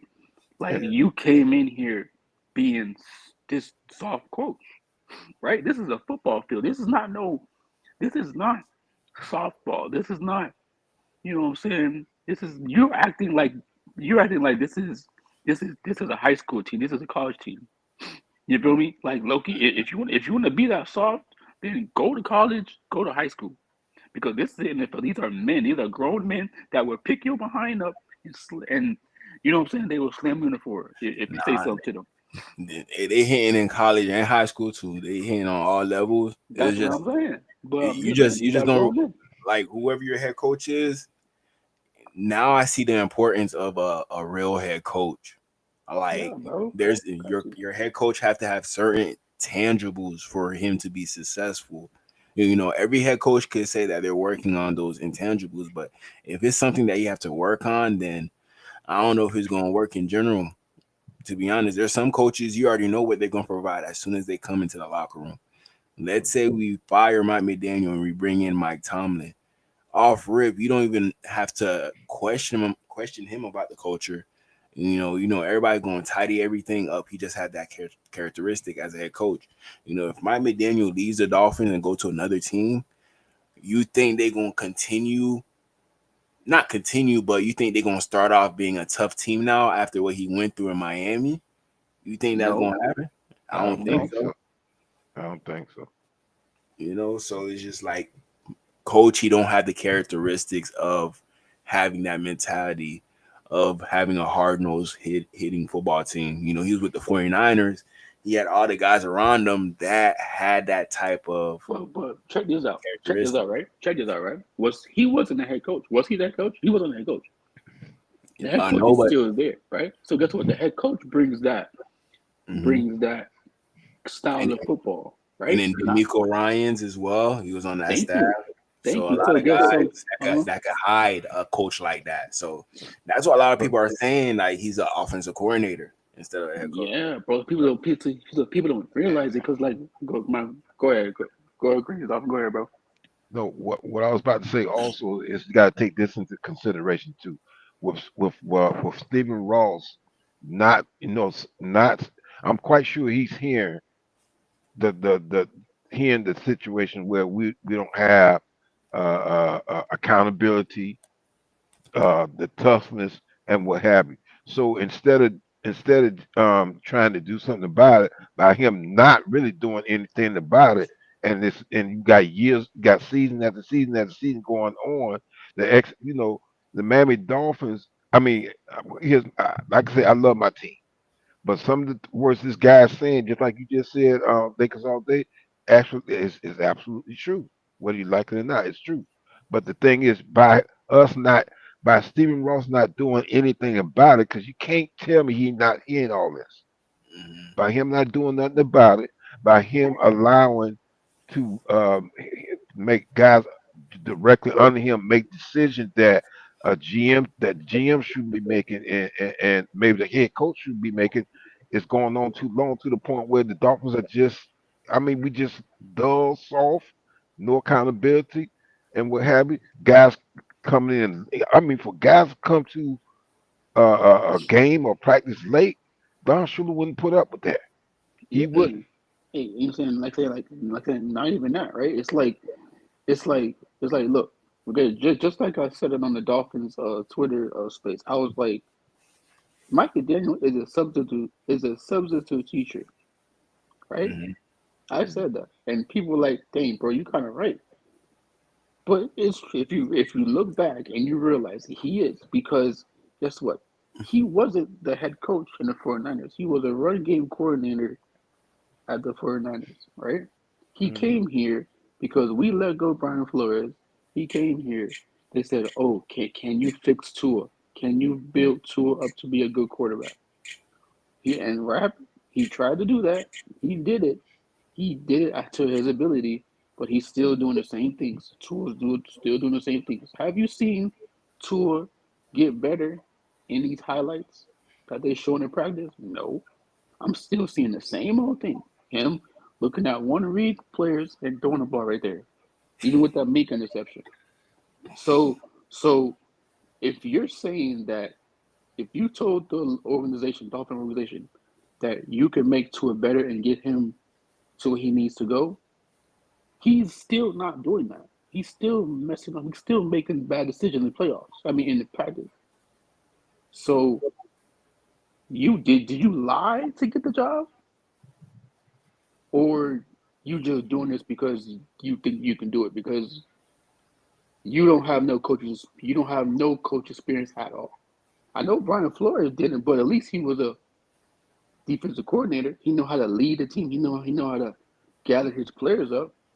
You know what I'm saying? He know how to, he low key, when he came here, he had a mission that he wanted to build the defense up, right? But you want to get Tua to be good, and then you know have the offense, but then the offense is still looking suspect. Tua is still looking suspect.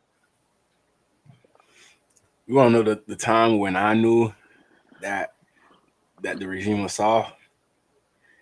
It was when Waddle had scored a touchdown.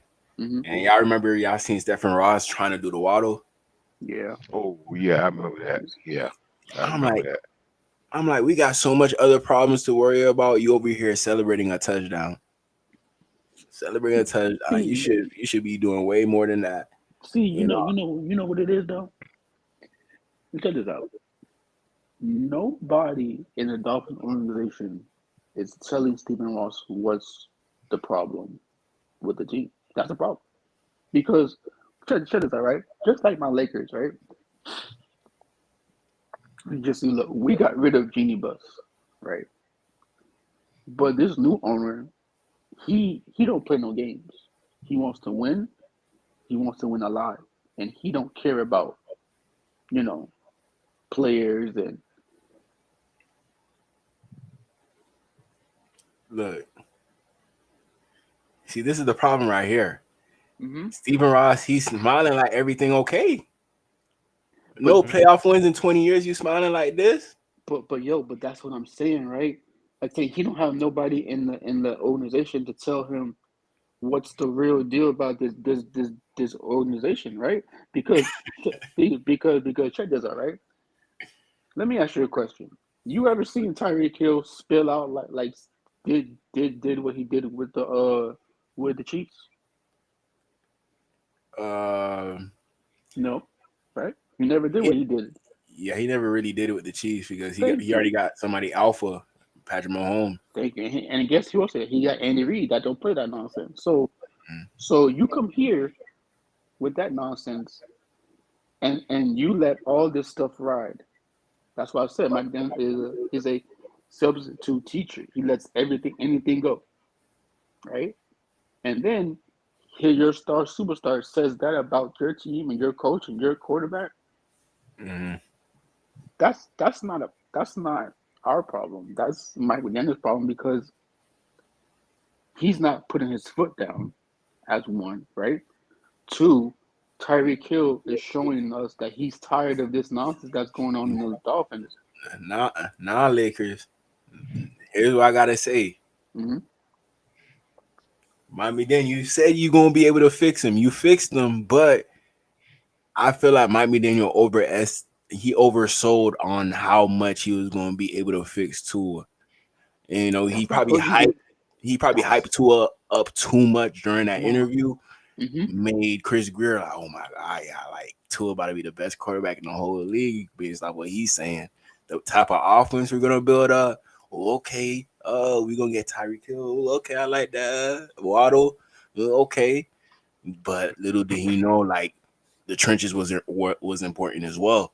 He wasn't thinking about the trenches. I don't know if Mike McDaniel went into the interview not talking about the trenches. It seemed like he did because we didn't have like a good game plan in place in regards to the old line ever since we traded away Tunsil. We had to get Turner Armstead to be that replacement guy that we thought we had in Tunsil for those years. Now we hoping Patrick Paul could take that place, but we gotta see. But what the hell is that noise? But check this out, y'all. Okay, you see this picture, right? This is a happy, jolly picture, right? But what's the two factors in this picture? It's three factors actually. It's the owner, the quarterback, and the head coach, right? You see how they got the space in between, the guy in the middle, Yeah, but check like this Stephen out. Ross and Tua, they got their own thing going on. But check Might be this out. there like y'all boy good. But check this out, right? Stephen Ross, Tua, and Matt Gunner, right? That's the problem right there. That's three of the problems right there. Because if you want to win a championship in the NFL, you need what? A good quarterback, an Yeah. owner that doesn't care about doesn't that knows football, right? There you go. Right? And the third thing is you need a head coach that's a leader like Mike Daniels, like Bill Belichick, like Mike Tomlin, like Brian Flores, like Andy Reid. Those are the three things you need. You don't need a GM. You need it just because to get trades or whatever, but you need three of those things. And let me bring it back to basketball. Cause check this out. My Lakers, right? What we have? We have a point guard, that's the quarterback. Luka Doncic, right? We're gonna get rid of LeBron's leaving because he's retiring soon, right? That's one. We just got a new owner. We just got a new owner, the LA Dodgers owner, that gave Judy Bus $10 billion, right? He don't play no nonsense. Now we have now we have Rob Pelinka, right? And now we have Who else? JJ Redick, right? JJ Redick don't play no nonsense. So I just tell y'all, it's the quarterback, the owner, the head coach. That's the problem right there. Once you have a quarterback that's like a Cam Newton, that's a Joe Burrow, that's a you know Jalen Hurts or Jordan Love, all these type of quarterbacks. Once you get that, and your owner knows what he's doing and has to focus that he wants to win championship, and you have a head coach that his mindset is win championships, get this team better, get the quarterback to be great, and lead this team, we're gonna be fine. Mhm. But you have this nonsense you have on the picture right here. That's not gonna make this team better. That's what I'm saying. Like Stephen Ross, he in La La Land right now. You know, when I'm sad, he's still smiling. I don't like that. Like, Yeah, because he don't. Because I'm telling you, bro, he don't have nobody in the organization to tell him how to lead this, how to do his team. This is why Brian Flores said what he said when he left, because he is right. You do not know basketball. You do not know football. And see, Weaver, if we ain't careful, we're gonna end up losing Weaver for the same thing too. Because to me, Weaver is a serious defensive coordinator. Because on, I'm saying like this: last season, Mhm. I watched Weaver on the sidelines, and I watched McDaniels on the sideline. Weaver was not joking around and kidding around with these players. He always had a serious look on his face. Looked like he was doing his best to make adjustments when it come down to playing. When we play a team, he made adjustments if things weren't working. Um, um, and like I said, he wasn't joking around with these players like McDaniels was. There was a game I think it was last season, the season before. McDaniels stand up there joking around with Tyreek and Waddle, laughing and giggling and all. Man, that made me so mad, man. I had actually turned to another station. I couldn't watch that. I couldn't watch Ayo, that, man. but crazy Dolphin, right? Check this out, right? Okay, look. Do you know why he's like that? Because he played football. He played basketball. He coached with the Ravens. The Ravens don't play that nonsense, Exactly, right? exactly. So he knows what a mindset he has. If you go back and watch his YouTube videos where he's talking to the defense, it's telling them what they need to do and everything like that. He's not playing around with them. He's serious. So Exactly. yeah, that's what. he has to be his self. You know, I feel like he's being his natural self, but in certain situations as a head coach, you can't really put yourself in that situation. To be honest, sometimes he'll start a press conference with a joke, then he'll take questions. Like, just be serious. Like, most of the time you could joke around a little bit, but it seems like that's just naturally him to like set everybody like personality off, like just to see if you're gonna smile or not based on what he say. I don't know, that's what I feel like. That's how he is. um I'm gonna play the rest of this video. This one's gonna be a funny one. Let me go back. Front to professional football. Can't play physical. Can't convert short yardage. Can't play in the cold. Can't beat good teams. Absolute losers. Coach Capri Pants, Mike McDaniel, running another Club Med training camp. Just for bleeps and giggles, I would like for everybody, not right now, because you're listening to the show and you're watching the show. And if you're driving, especially, please don't do this. But when you get a free moment, go on Twitter or X or whatever they're calling it today, and do a Twitter search. Lions, Dolphins. Lions, Dolphins. Because those two teams are involved right now in a joint practice ahead of the preseason game coming up this weekend. And according to these reports, this is basically like Super Bowl 24 Niners Broncos, 55-10. So now people are like overhyping that bad practice. Even though we won the preseason game, people are still looking at that bad practice based off of what the Lions star players did against us. Amon St. Brown looked like Jerry Rice out there. Williams Mm-hmm. looked like who could I say? Julio Jones out there. So it seems like we got embarrassed by their first team. It seems like their depth is not that good. So we got the advantage on that part. But if the starters for the Lions face the starters for the Dolphins, I think they beating us 7 times out of 10. Yeah. And check this out, yo. I'm watching a video. It's called "Lessons from the Ravens Legends Stick with Anthony Weaver." Right? Do you know Mhm. Anthony Weaver played with the Ravens? He played for the Ravens, Yeah. and you know who was on his team? Who Terrell Suggs, Ray Lewis, and Ed Reed. Ogden, Edry, yeah. So So he he been around knows. those guys, yeah. He's been around those guys, so he knows what leadership is. He knows what toughness is. So if Tua doesn't do good, and if they fire Mike McDaniels, and we hear that Anthony Weaver is the interim head coach, right? But let me ask Crazy Dolphin this question. Mm-hmm.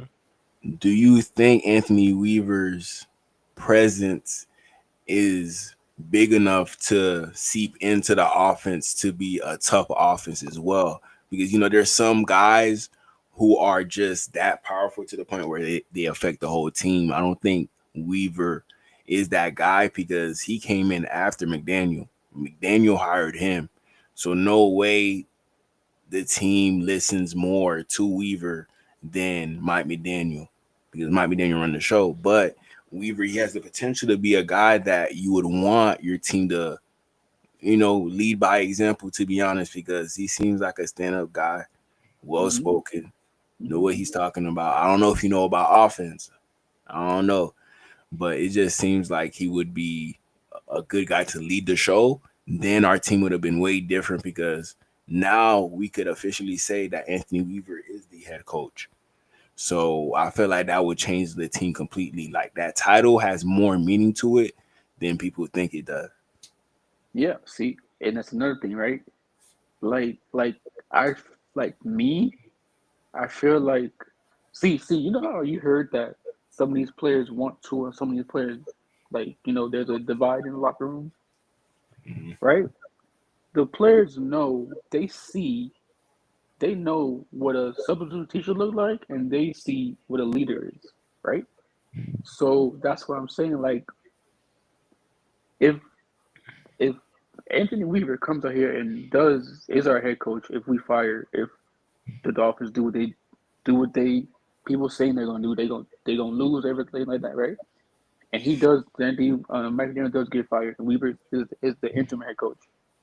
I don't know nothing. I don't know if it's true. I don't know if it's gonna happen or not, right? But check this out. So look, the players know what leadership is. They know they see it, and they're saying they're like lions, right?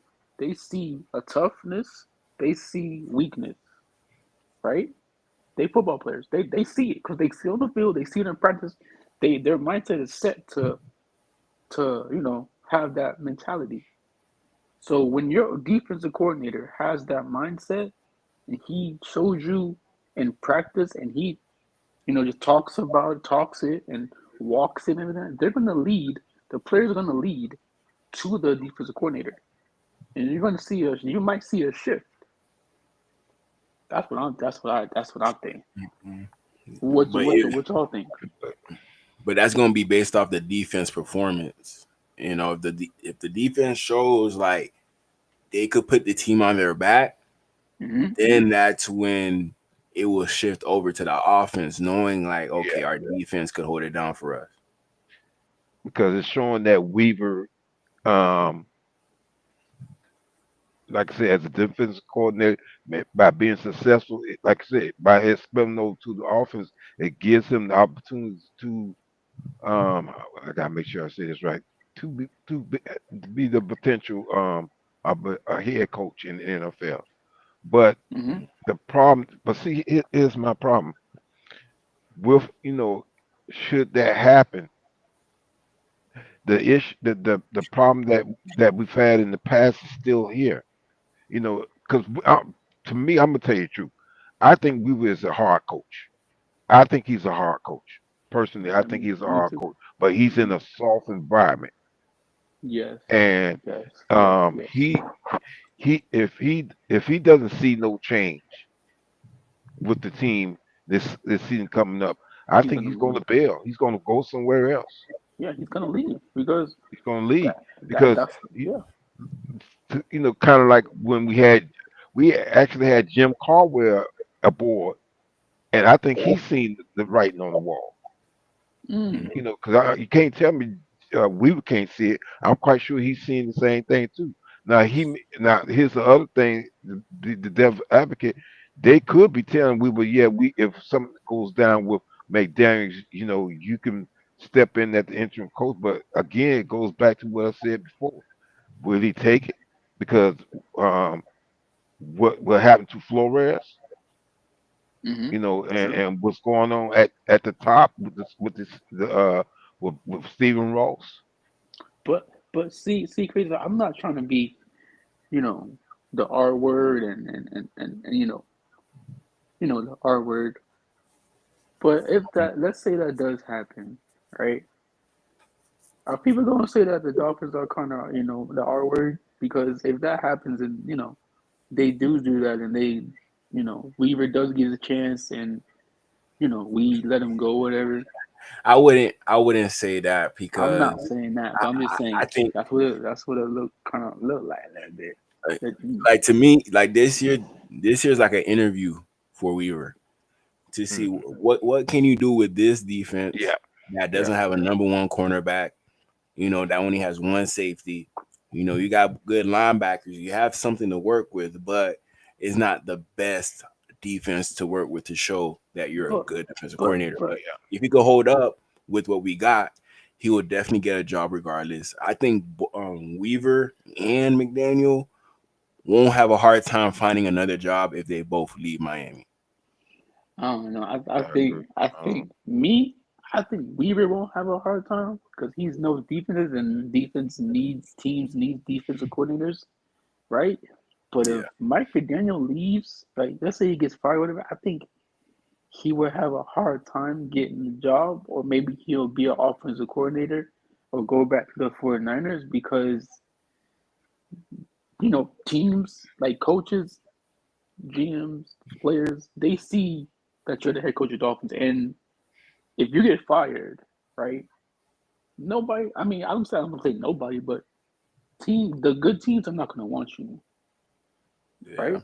They're not gonna want you because you had a team, you had Tyree, you had Waddle, you had Tua, you had this, you had that. It was big for you, but you didn't do nothing with it. So But why would I be on your team? Why would you be on my team? You feel me? but but let me say this, Lakers. I feel if Miami Daniel got fired, the very good teams wouldn't want him as a head coach. They'll Yeah, probably want him as an as the offensive offensive coordinator. coordinator. Yeah, that's Yeah, how I see it. but the bad teams would probably still take him in as a head coach because Mm-hmm. they probably think that he's Adam, probably a better option than the other guys who are Adam currently. Gates. Yeah, so that's why I feel like Adam Gates he got another job even after what he Yeah. did in Miami. Miami. Yeah, Mm-hmm. yeah. Mm-hmm. Yeah, Yeah. But even with what Crazy Dolphin said, right? About the offense. Let's say Weaver does have a good season, right? And he does, and the players shift over to Weaver being the head coach, hmm right? yeah, That's low key, kind of the same thing what I talk about with Jalen Ramsey, right? Because like Jalen Ramsey and the X and Tyreek, right? They need that shit. They need a leader, right? They are leaders. They're men. They're leaders. So that's why you're gonna see maybe a shift that does happen I because the mean, shift. You know what I'm saying? Weaver wasn't enough. He Yeah. left to go to the Steelers to go to Mike Tomlin. He wanted the real thing. Weaver he's a good coach, I think, but it seemed like Ramsey he wanted a real head coach that portrayed what Anthony Weaver would probably portray if he was a head coach. he will probably have that Mike Tomlin type of vibe. To be honest, you Yeah, but know. he said it in his interview. He was like, I went here because of the leadership. Mike Tomlin has a system. He has a system already planned. He has a goal that he wants to do. He has a good defense. He built this team up. And he's a no nonsense coach. So he said everything that the Dolphins are not doing. That's why he left. And don't be surprised if Tyreek does want to leave. He leaves and he goes to one of those teams that has one of those tough coaches. And then everybody gonna be like, oh, why? Oh. And then like low key, everybody's saying now that they're happy that Tyreek is leaving, right? Let's say, I mean, everybody's now happy that they say, oh, Tyreek is, I want Tyreek gone. But you're not gonna be happy realizing that he's gone because this is the only person out here that is faster than everybody on the team that teams have to scheme for. You have to put their best cornerback on him. Right? What the heck we gonna do? We gonna have Waddle at freaking wide receiver one? Hell no. Waddle's a freaking slot receiver. Mm-hmm. And then what we gonna do? We're gonna have and then everybody gonna say, oh, we gonna do this, we gonna do that. We ain't gonna do nothing with Tua and Waddle. You know what I'm saying? Like people not realizing that. People saying they wanna trade Tua, they wanna trade Tyreek, but Tyreek is the team. Tyreek is the person that he's the LeBron James of the team. Mm-hmm. Yes, I know he's making mistakes, like off the court, off the field, and everything, but he still out here scores you But points. Go ahead. Lakers, you gotta remember, Mm-hmm. since you're saying that, Tyreek Hill has leverage. Since you're saying that right now, Tyreek Hill is the team. That's his leverage. Him Yeah. knowing that he's the best player on his team, and that's the Miami Dolphins' problem. You know, like What you then mean? What you mean? What you mean by that? What you he mean that might like? not. Yeah, he might not even want to stay because of him knowing the trajectory of this team. And if there's no talent on the team, he could easily find his way out. I know we need him. I Mm-hmm. definitely do want him to stay on the team, but if the Dolphins traded him, I feel like it would have been a case as to where Tyreek Hill, his true colors came out, wasn't getting the ball, cussed Mike McDaniel out on the sideline. That would have been it right there. We probably would have not seen that, but then you would have heard something the next week after, okay, a trade in the locker room. and then they'll probably like hide it, like brush it off, like, oh, nothing happened. Tyreek Hill, we love what he did for Miami. That's that. Mm-hmm. But see, look, that's what I'm saying, right? Okay, let me ask you a question, right? You remember? Okay, everybody remember, right? When like it's only we did get Jay. Okay, you remember when we traded for Jalen Ramsey, right? And like everybody was happy. Then the season came about, and then Jalen Ramsey was doing his thing, so quiet, playing football, not really, you know what I'm saying? And then this season comes around. We started playing games. He started playing. You know what I'm saying? He said that he doesn't like the Eagles playbook. You know what I'm saying? That defensive coordinator, and that's on the Eagles now. You know what I'm saying? That whatever. Now Weaver comes in here, and now he wants to get traded. Isn't that weird? Because a player like that, right? That all the accolades, that's all the, not all, but a championship. That's the, one of the best cornerbacks in the league.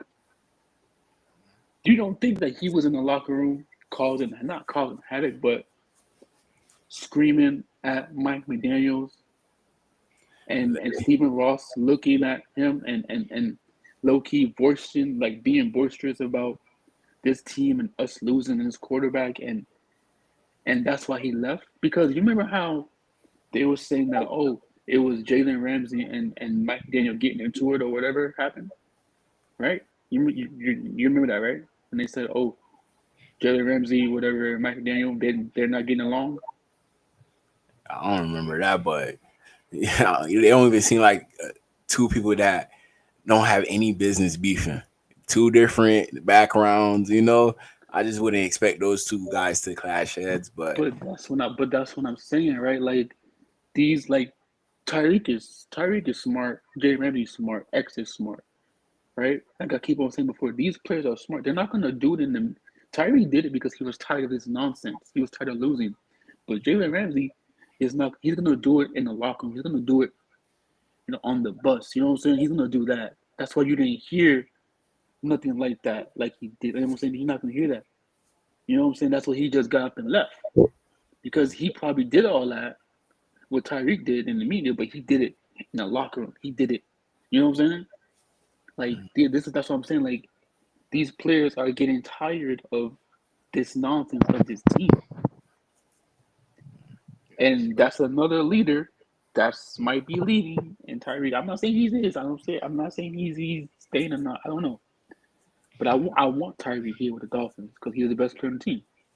But I'm saying, like having those type of dogs on the team, they're gonna be screaming, they're gonna be yelling because they're getting tired of this mediocre football.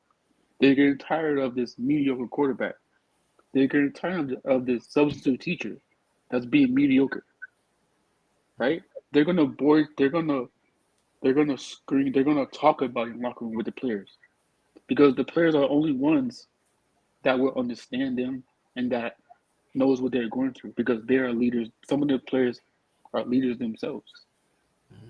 Yeah, but like I'll just mention this: no matter what culture a team has, a player there's a such thing as a right place and a right time. You know, even though other than Tua, it seems like everybody on this team play for somebody else. There's not really a person that stayed for more than 4 years. You know, it seems like Miami's just a place you go to, have your fun, and then you leave. I know that's how people are treating it. Once we are able to at least get a quarterback that could show that stability of being there for multiple years, and we could trust him as a franchise quarterback, everything in that culture gonna rotate around that. And, you know, I feel like the nucleus of a good franchise is a very good quarterback that could put the belief into everybody on the team that they could actually get to the Super Bowl. Yeah, but see, that's another thing, right? I mean, I don't know about y'all, but during the season and during the NFL, NBA, not NBA, but college football season, I'm gonna be doing my homework on these quarterbacks because these are quarterbacks that maybe we don't know how they're gonna be in college or when they come in the NFL, but so one of these quarterbacks can change the franchise. I don't know. I'm not a psychic, but I'm just saying you never know. So you just like the people are bashing the Browns of having all these quarterbacks, right? That they don't know who's going to be the starting quarterback, but they're bashing Shador, they're bashing Daniel, Gabriel, they're bashing Locke. What's the dude name? The quarterback for the Browns. What's his name? Pickett. Pickett. You know what I'm saying? They're bashing Pickett. They're bashing Flacco, right? But the Browns, they're smart because they got all these quarterbacks, so they're trying to see which quarterback is gonna be their franchise quarterback. If it's not Flacco, it's Pickett. If it's not Pickett, it's Shador. If it's not Shador, it's Gabriel. If it's not Gabriel, they're gonna go get another quarterback in the draft, right? That's not dumb. They're doing their homework. They're trying to win. But people saying that they're dumb, but they're not dumb. They're doing their homework. Just like we over here are dealing with this quarterback situation, they're trying to get better too. Yeah. But guess what? We are the ones.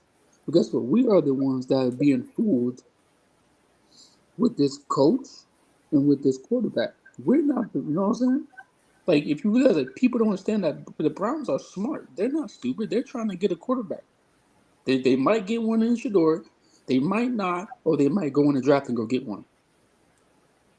And then when they do get one, that franchise is going to turn around like the Washington Commanders and the Chiefs and the Packers and you know Jordan Love and the Eagles and all that stuff. And then we still going to be here in the back burner looking like, dang, what happened? The Browns are this, the Browns are that. Yes, because they took the risk. They went through quarterback after quarterback after quarterback, and they found it in the draft. So we haven't been doing that after our 28th starting quarterback since Dan Marino. We've been trying. We've been trying, but it just hasn't worked out for us. We've been trying, dog, but we failing. We failing. Come on now.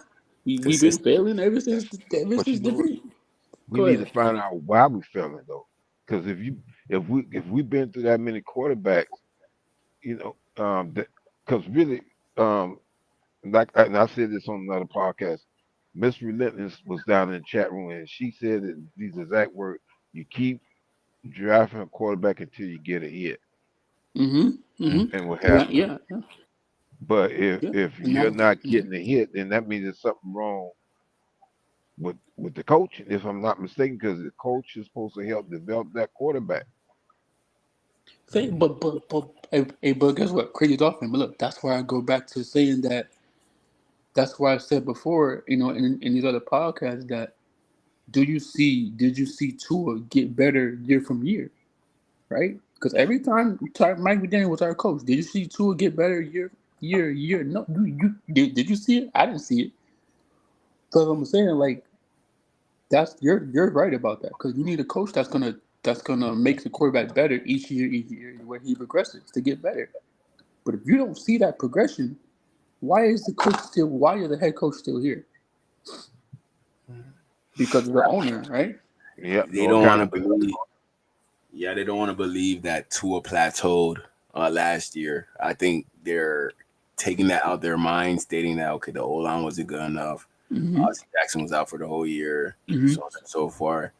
They're thinking that Tua could do what he did the year before last year, or even more than that. But I don't think he would be able to do that. But that's crazy how they still with this quarterback, bro. Because I'm not bashing him like that, but like it's like, so you think that this dude can? I mean, yes, he might get better. He might not. But these teams got better players, right? Like the Steelers, they got better on defense. Right? The Ravens, they got better on defense, right? Some of these teams got better on and off the court, on and off the field. And we gotta face these players, these teams. And we're still over here worrying about our coach, our head coach. I mean, our quarterback, our offensive line. Our defense is trash because we don't have no goddamn cornerbacks. And people think that we're gonna do good this year. We're not because we don't have. I'm not saying we don't have the players, but we don't know what they're gonna do yet. Yeah, But that's why I can't really say nothing. But it's just it looks I bad, see bro. I see what I'm gonna just highlight the team based off of what moves that they're making and what makes sense, and I'll tell my grade based off of what I think Weaver is trying to do right now. He's trying to orchestrate a team with versatility on all aspects of the game: a linebacker, D line, and DBs. All of them could be interchangeable in their roles and whatever they do specifically on that defense. So it seems like he just want everybody to play as one, and they're not signing a lot of superstars. If that's what you want to do, fine, so be it. At that, if you're getting all your people through that way, you got to Mm-hmm. make sure that you're a very, very good coach because you're not getting the prime of the prime players. You're not getting Jamar Chase on your team to help you out at receiver. You're not getting Jalen Ramsey no more to help you at cornerback. You're gonna have to use these mid-level to lower level guys to show that you're able to maximize their talents that nobody else was able to do.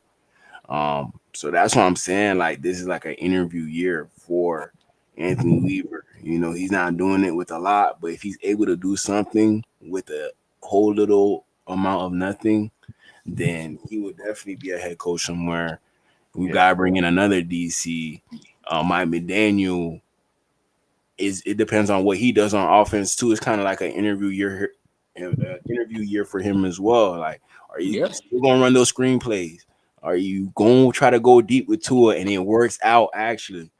You know, um, I'm having a hard time thinking that Tua is a, a bad deep throw thrower, I guess, but he doesn't try enough for us to like actually judge him off of that because he doesn't have the arm to do it. But I don't think Miami Daniel's brave enough to even call that type of playbook with Tua. So we're not gonna force him. We're gonna go by what he told Chris Greer and Stephen Ross on how they gonna orchestrate this team. So he said he probably told him we're gonna add a whole bunch of speed. That's what he had at Alabama. That's what he's gonna put on the Dolphins for sure. Yeah, You know, but check this out, right? If you go back and watch the highlights, like some of the practice footage, and you remember that screen that Jalen Waddle took from the Chicago Bears, yeah. that's the same screen that he did last year. Nothing changed. Oh, we gotta see this year. We gotta see if he changes. I doubt that he will. You know, Miami Daniel. Y'all think he's soft, but Miami Daniel, when he mad, he'll get in your face. Like he'll start using profanity. I think Yeah, Miami Daniel I know, playing. bro. I know. I went to a practice before. I heard him. I heard him screaming and yelling, but that don't phase them, bro. I'm telling you, that don't phase them, though. I'm Yeah, telling you that, but that's what. Telling you that junk don't phase them no more, bro. They don't care about But this. I mean, he no, like one because of those. Go ahead, Crazy Dolphin. I'm no, go ahead. I don't mean to cut you off. He should have shown that Yeah, when he bro. first came in. He should have shown that Mm. when he first come in, because it's like all of a sudden now you want to get tough, and this is what his his fourth. This is the fourth year with McDaniels or what? Yeah, I think it's fourth. Yeah. This For the fourth year. NFC tour, Okay, 6 years. Yeah, you should have done that when you came in.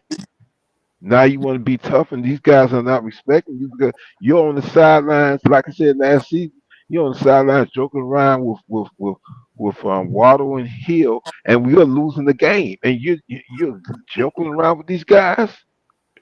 So that sends a message to not just the other players on our team, but to the to the NFL that he's not, he's not he's. I'm sorry, he's soft. That's why that guy. That's part of the reason why that guy said what he said. And then there's no accountability. I mean, I know he's the head coach, and the accountability should be coming from the top, but he's not really trying to hold these guys accountable. Now he wants to do it, but it's a little bit. I shouldn't say it's a little bit late, but it's going to be hard to do it with some of the players that's been here. And, you may be able to get it done with some of these new players. Some of these guys who just brought out of college. But Let me put it in this way. Let me put mhm. it in this way for you, Crazy Dolphin. Like Miami Daniel, he's one of those guys that we all know that plays around a lot, but when they do get mad, we still don't take them serious because we know they're gonna play around right after. Or they gonna, because Exactly. you because know, wait a minute. Okay, let me ask you a question. Okay. So look, you was in school, right?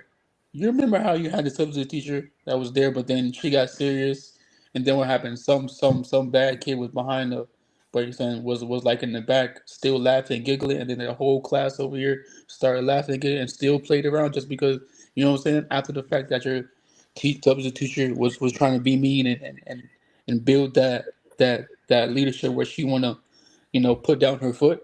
And it's what I'm saying. That's the same thing. That's the same thing. What you just said. Same as that. Come on now, like these players are not gonna go over here and be serious no more because you're not serious in the first place. You wasn't serious when you came in here. These players do not respect you, right? You know what I'm saying? Like, look, okay, now let me ask you a question, right?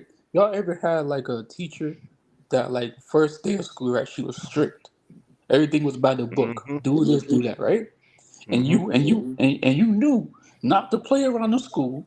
You knew not to play around in our class. You knew have your shirt tucked in, all that stuff, right? Mhm. And then the substitute teacher come in there. A whole class is all riled up. Everybody running around throwing papers. You know what I'm saying? Doing all that, right? That's what Mike McDaniel. That's what Mike McDaniel's doing. He should have. He Right. should have been. He should have been folk. He should have been hard and stern like we came in, but he wasn't. He was the lollygaggy. Some the teacher want to be everybody's best friend. So now everybody don't want to listen to him. That's what he gets. but when when that substitute teacher got that class and the kids are causing too much trouble, once the principal come in, everybody stay quiet. Thank you. Thank you. Once the teacher call in, oh, I heard y'all been misbehaving. Everybody stay quiet. Mm-hmm. So you can't have a substitute teacher be your actual teacher. You need an actual teacher to be an actual teacher. Thank you. Or let's look at this also. I've had I've had teachers where they were so tough and what have you, that when a substitute teacher does come in, guess what?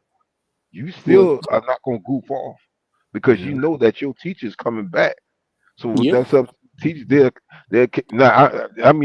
With what y'all saying about the substitute teachers, is absolutely right. But this times where you had teachers, like I said, they are so tough with their classroom that even when they are out, you still knew not to goof off and play around because she coming back. That's like Belichick level right there. Yep. Right. Bill Yep. Belichick, like no matter who substitute for Belichick, just know like they don't play because Belichick he don't play either. But look. That's what Brian Fleur was trying to bring to the Dolphins. Yeah. Yeah. That's why he was so Yeah. hard on everybody. Not because that was him. That's because that's what he learned from Bill Belichick. Yeah. You know what I'm saying? He learned that from Bill. So he was trying to bring that to the Dolphins, but the Dolphins got all butt hurt because they don't like how you treat my quarterback, and he left. Hmm. Yeah.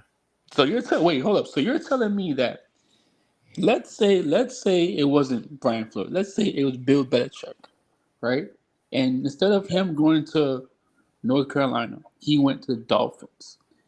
And he's trying to bring that toughness to the Dolphins. You're telling me that Tua Tagovailoa is gonna tell not Brian, but Bill Belichick, do not talk to me like that. You are being mean.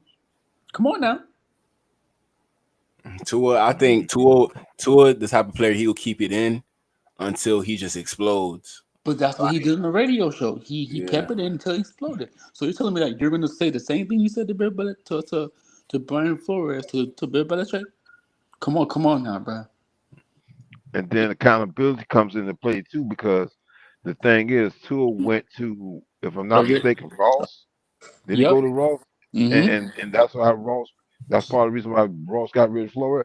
See, here's the thing too.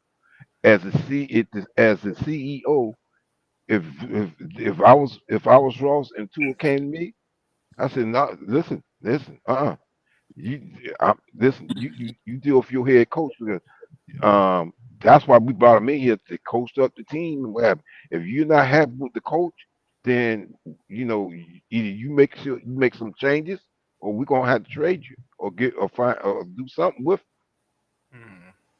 But hey, yo, check this out, right? But guess what? But guess what? Right? Tua probably did that, right? And then low key, he probably went to Brian Flores. He probably went over there to Greer too. He probably went to Greer and be like, oh, you know what I'm saying? Greer, Brian Flores wasn't treating me right. He was treating me like this and like that. And then that's why they got there because guess what? You remember how when Brian Flores first got here, Brian Flores, and Chris Greer, they was all buddy, right? They was all buddy, right? Then after that, what happened? Chris Greer started fading away, started, getting, think about it. Mm-hmm. Tua went to the owner and Chris Greer and told what Brian Flores did.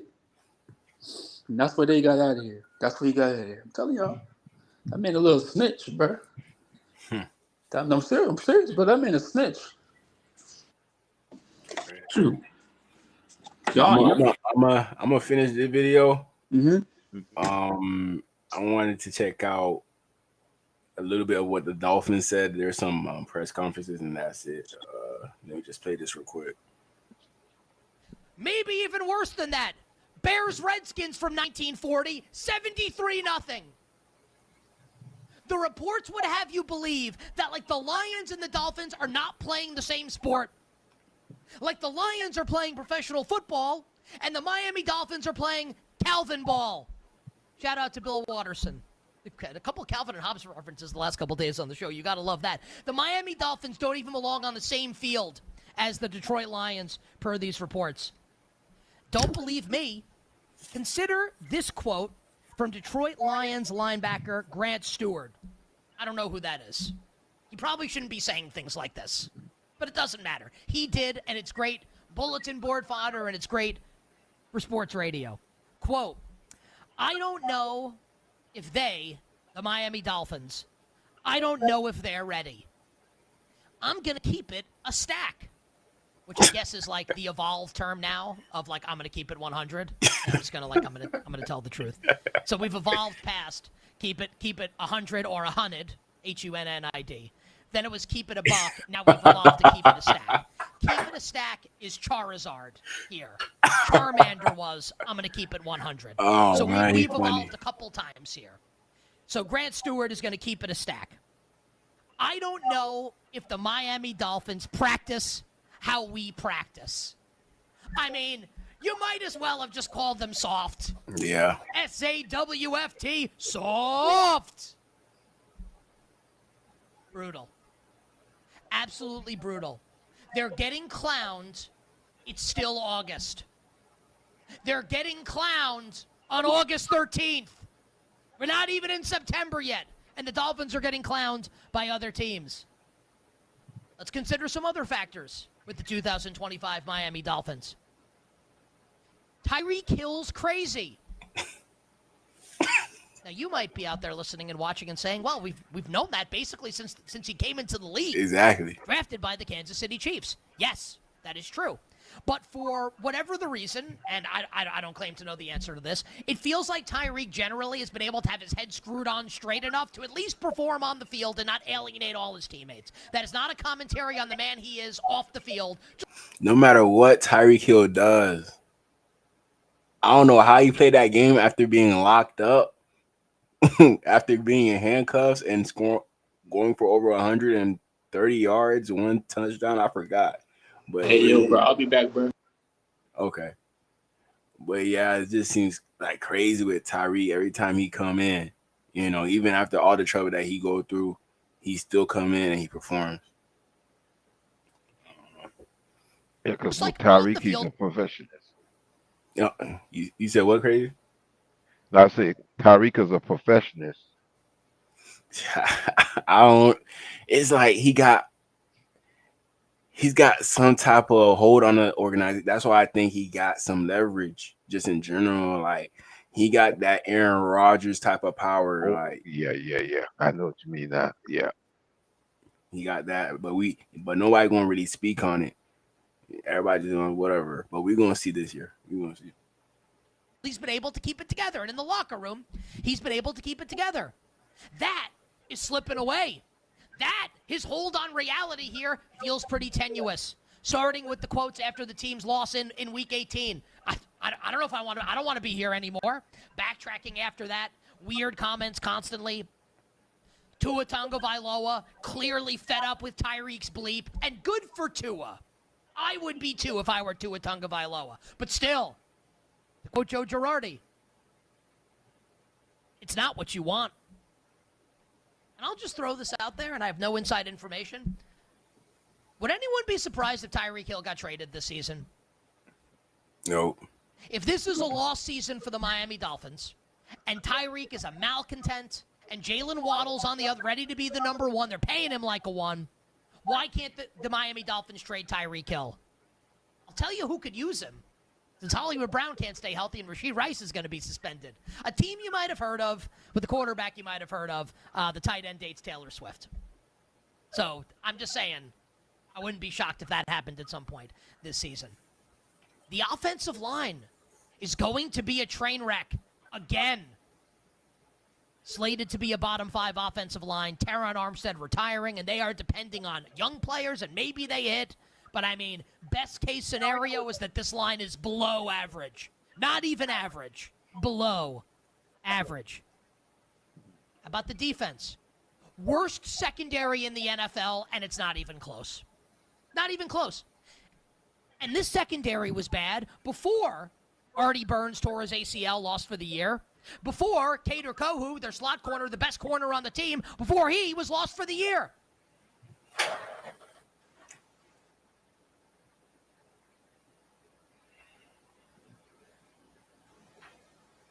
Crazy. Yeah.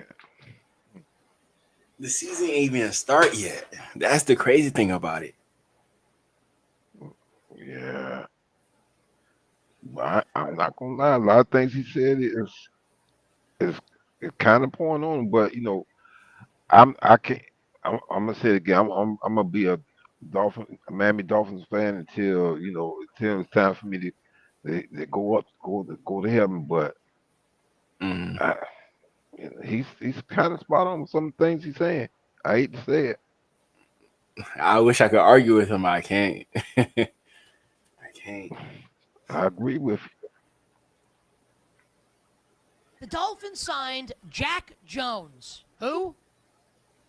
281-330-8004. And Mike Hilton. Mike Hilton. Off the scrap heap. They're going to start in week 1. Does anyone think any of this is good?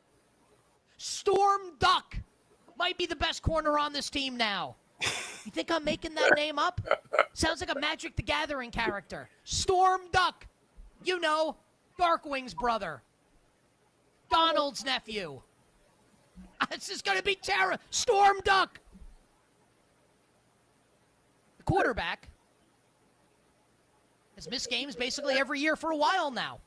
And obviously no one wants to see Tua Tagovailoa get concussed. If Tua misses time this year, did you know, dear listener and dear viewer, that the backup quarterback is Zach Wilson? And he's wearing number 0. What that mean? Which might be the greatest ever example of life imitating art. And it's perfect. It's right on the nose. It would be like if your favorite porn star decided to play professional football and wore number 69. You can't do better. Zach Wilson wearing 0. Oh, but Tua's going to miss a couple games. Hey, Zach, you gonna have to see him about that one. He tried you on that one, Zach. I'm sorry. He took it too far with that one. Yeah, because it don't matter to me what the number that the quarterback is wearing. It's just what the quarterback does when he gets on the field. Exactly.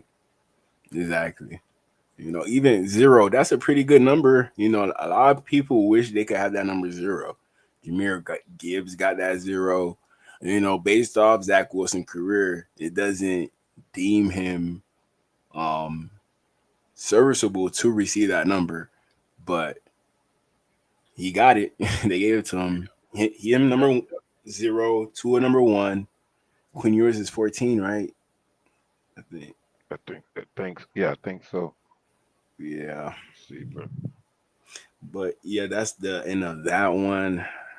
We gonna see what I'll probably do Anthony Weaver another day since it's so long. But let's react to Minka and what he had to say about practice today.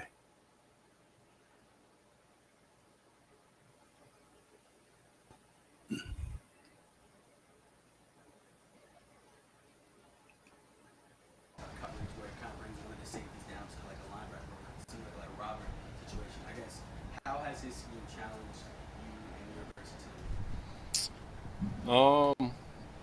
A lot of the stuff that he asks the safeties to do isn't something I haven't done in the past. Whether that's in the league or in college. Honestly, I feel like the way that he runs his defense it allows me to maximize my versatility. And I guess because I'm doing it more, it's going to be a little bit more challenging, a little bit more pressing. They're going to ask me to do more than just one job. I think his defense in the secondary is based off of versatility, and that's kind of the reason why they, brought me here. Nick, I noticed on the broadcast that you had what is that called? A clipboard. Yeah. And can you tell us about what type of notes you're taking? So usually during preseason, they'll have like a rookie chart down every single play call and the personnel, so that when we have our iPads, they could draw it right onto the actual like pictures. You know what I'm saying? To be honest, Billy, I think he should be happy. You left the Steelers to go try to win a Super Bowl. You didn't even get a playoff win. You should have just stayed in Miami. Same thing would have happened. So I understand his frustrations.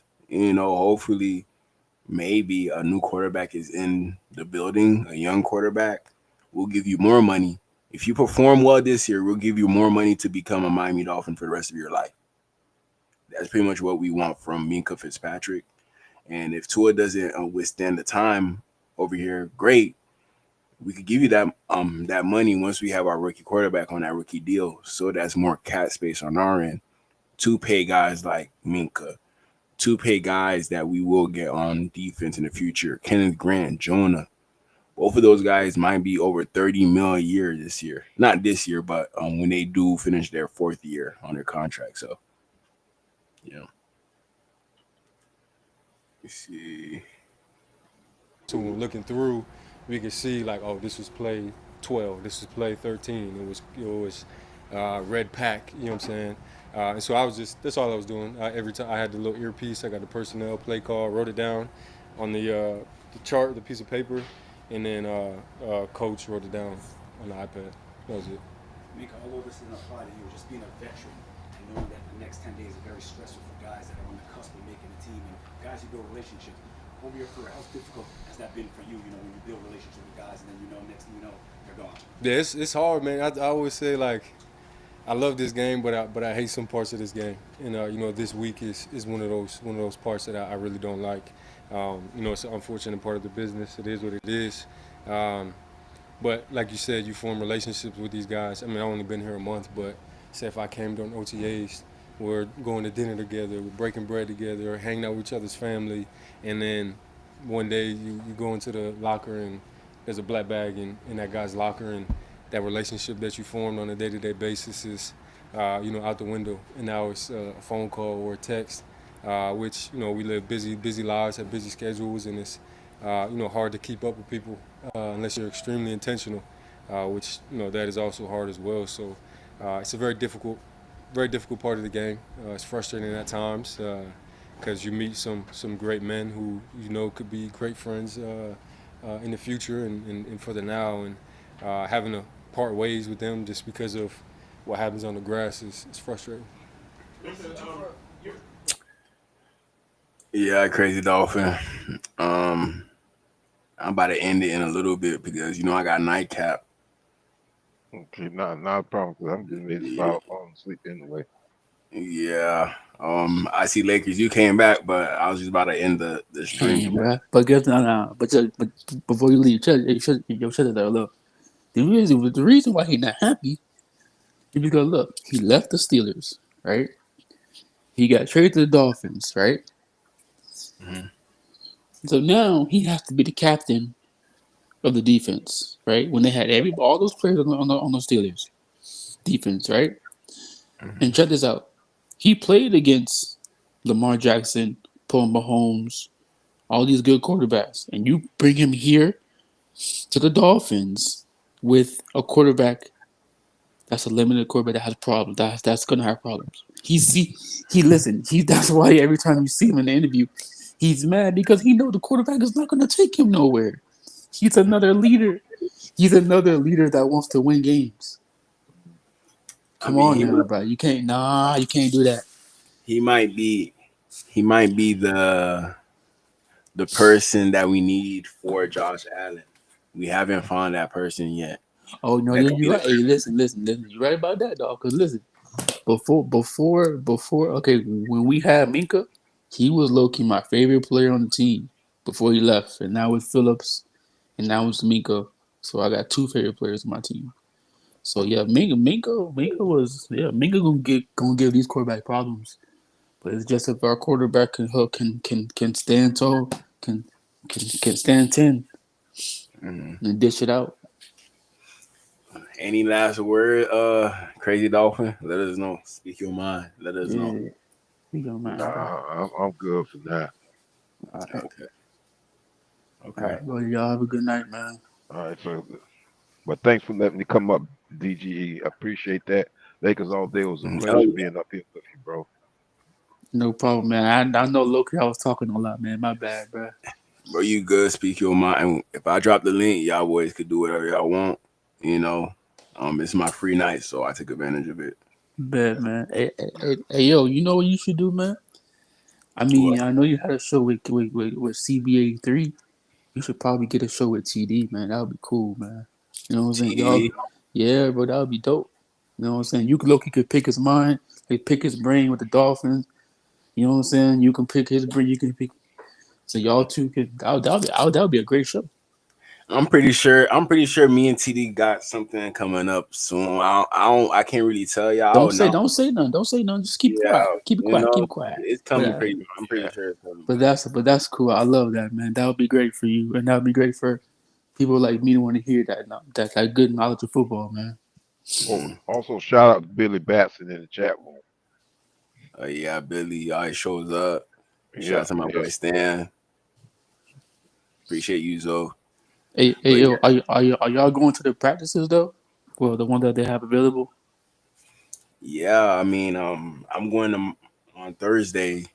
That's they the got joint one. practice with the Jaguars. I got these right here. I got these. These aren't your regular glasses. What's These are that? your glasses that you can record with. Oh. So I'm gonna get all the clips of I see practice, Travis Hunter versus Tyreek, everything. So I got y'all on Thursday. I will be on live. All right, so it's like you gonna be like front row, or you gonna be like looking like up top. I gotta look up top so you guys can have like a better view. You know, I try to move around. Yeah, usually when I go to practice, I move around, try to get the old linemen 1-on-1s, and I try to get like 11 on 11. So I got you on Thursday. Hey, shoot, I want to see if I can still get tickets for that. I want to go too. Check your email. They probably sent you a link to claim the tickets. I bet. I probably gotta do that today, maybe tomorrow, and check it. Yeah. But all right, y'all. You already know what it is. DGE, Dolphin Gang Entertainment. Appreciate Crazy Dolphin and Lakers pulling up on me. Appreciate everybody in the chat. Stan, Billy, Ralph, everybody who pulled up today. Who else? Did I miss anybody? I don't think I missed anybody. But appreciate y'all. Love y'all. I am gone.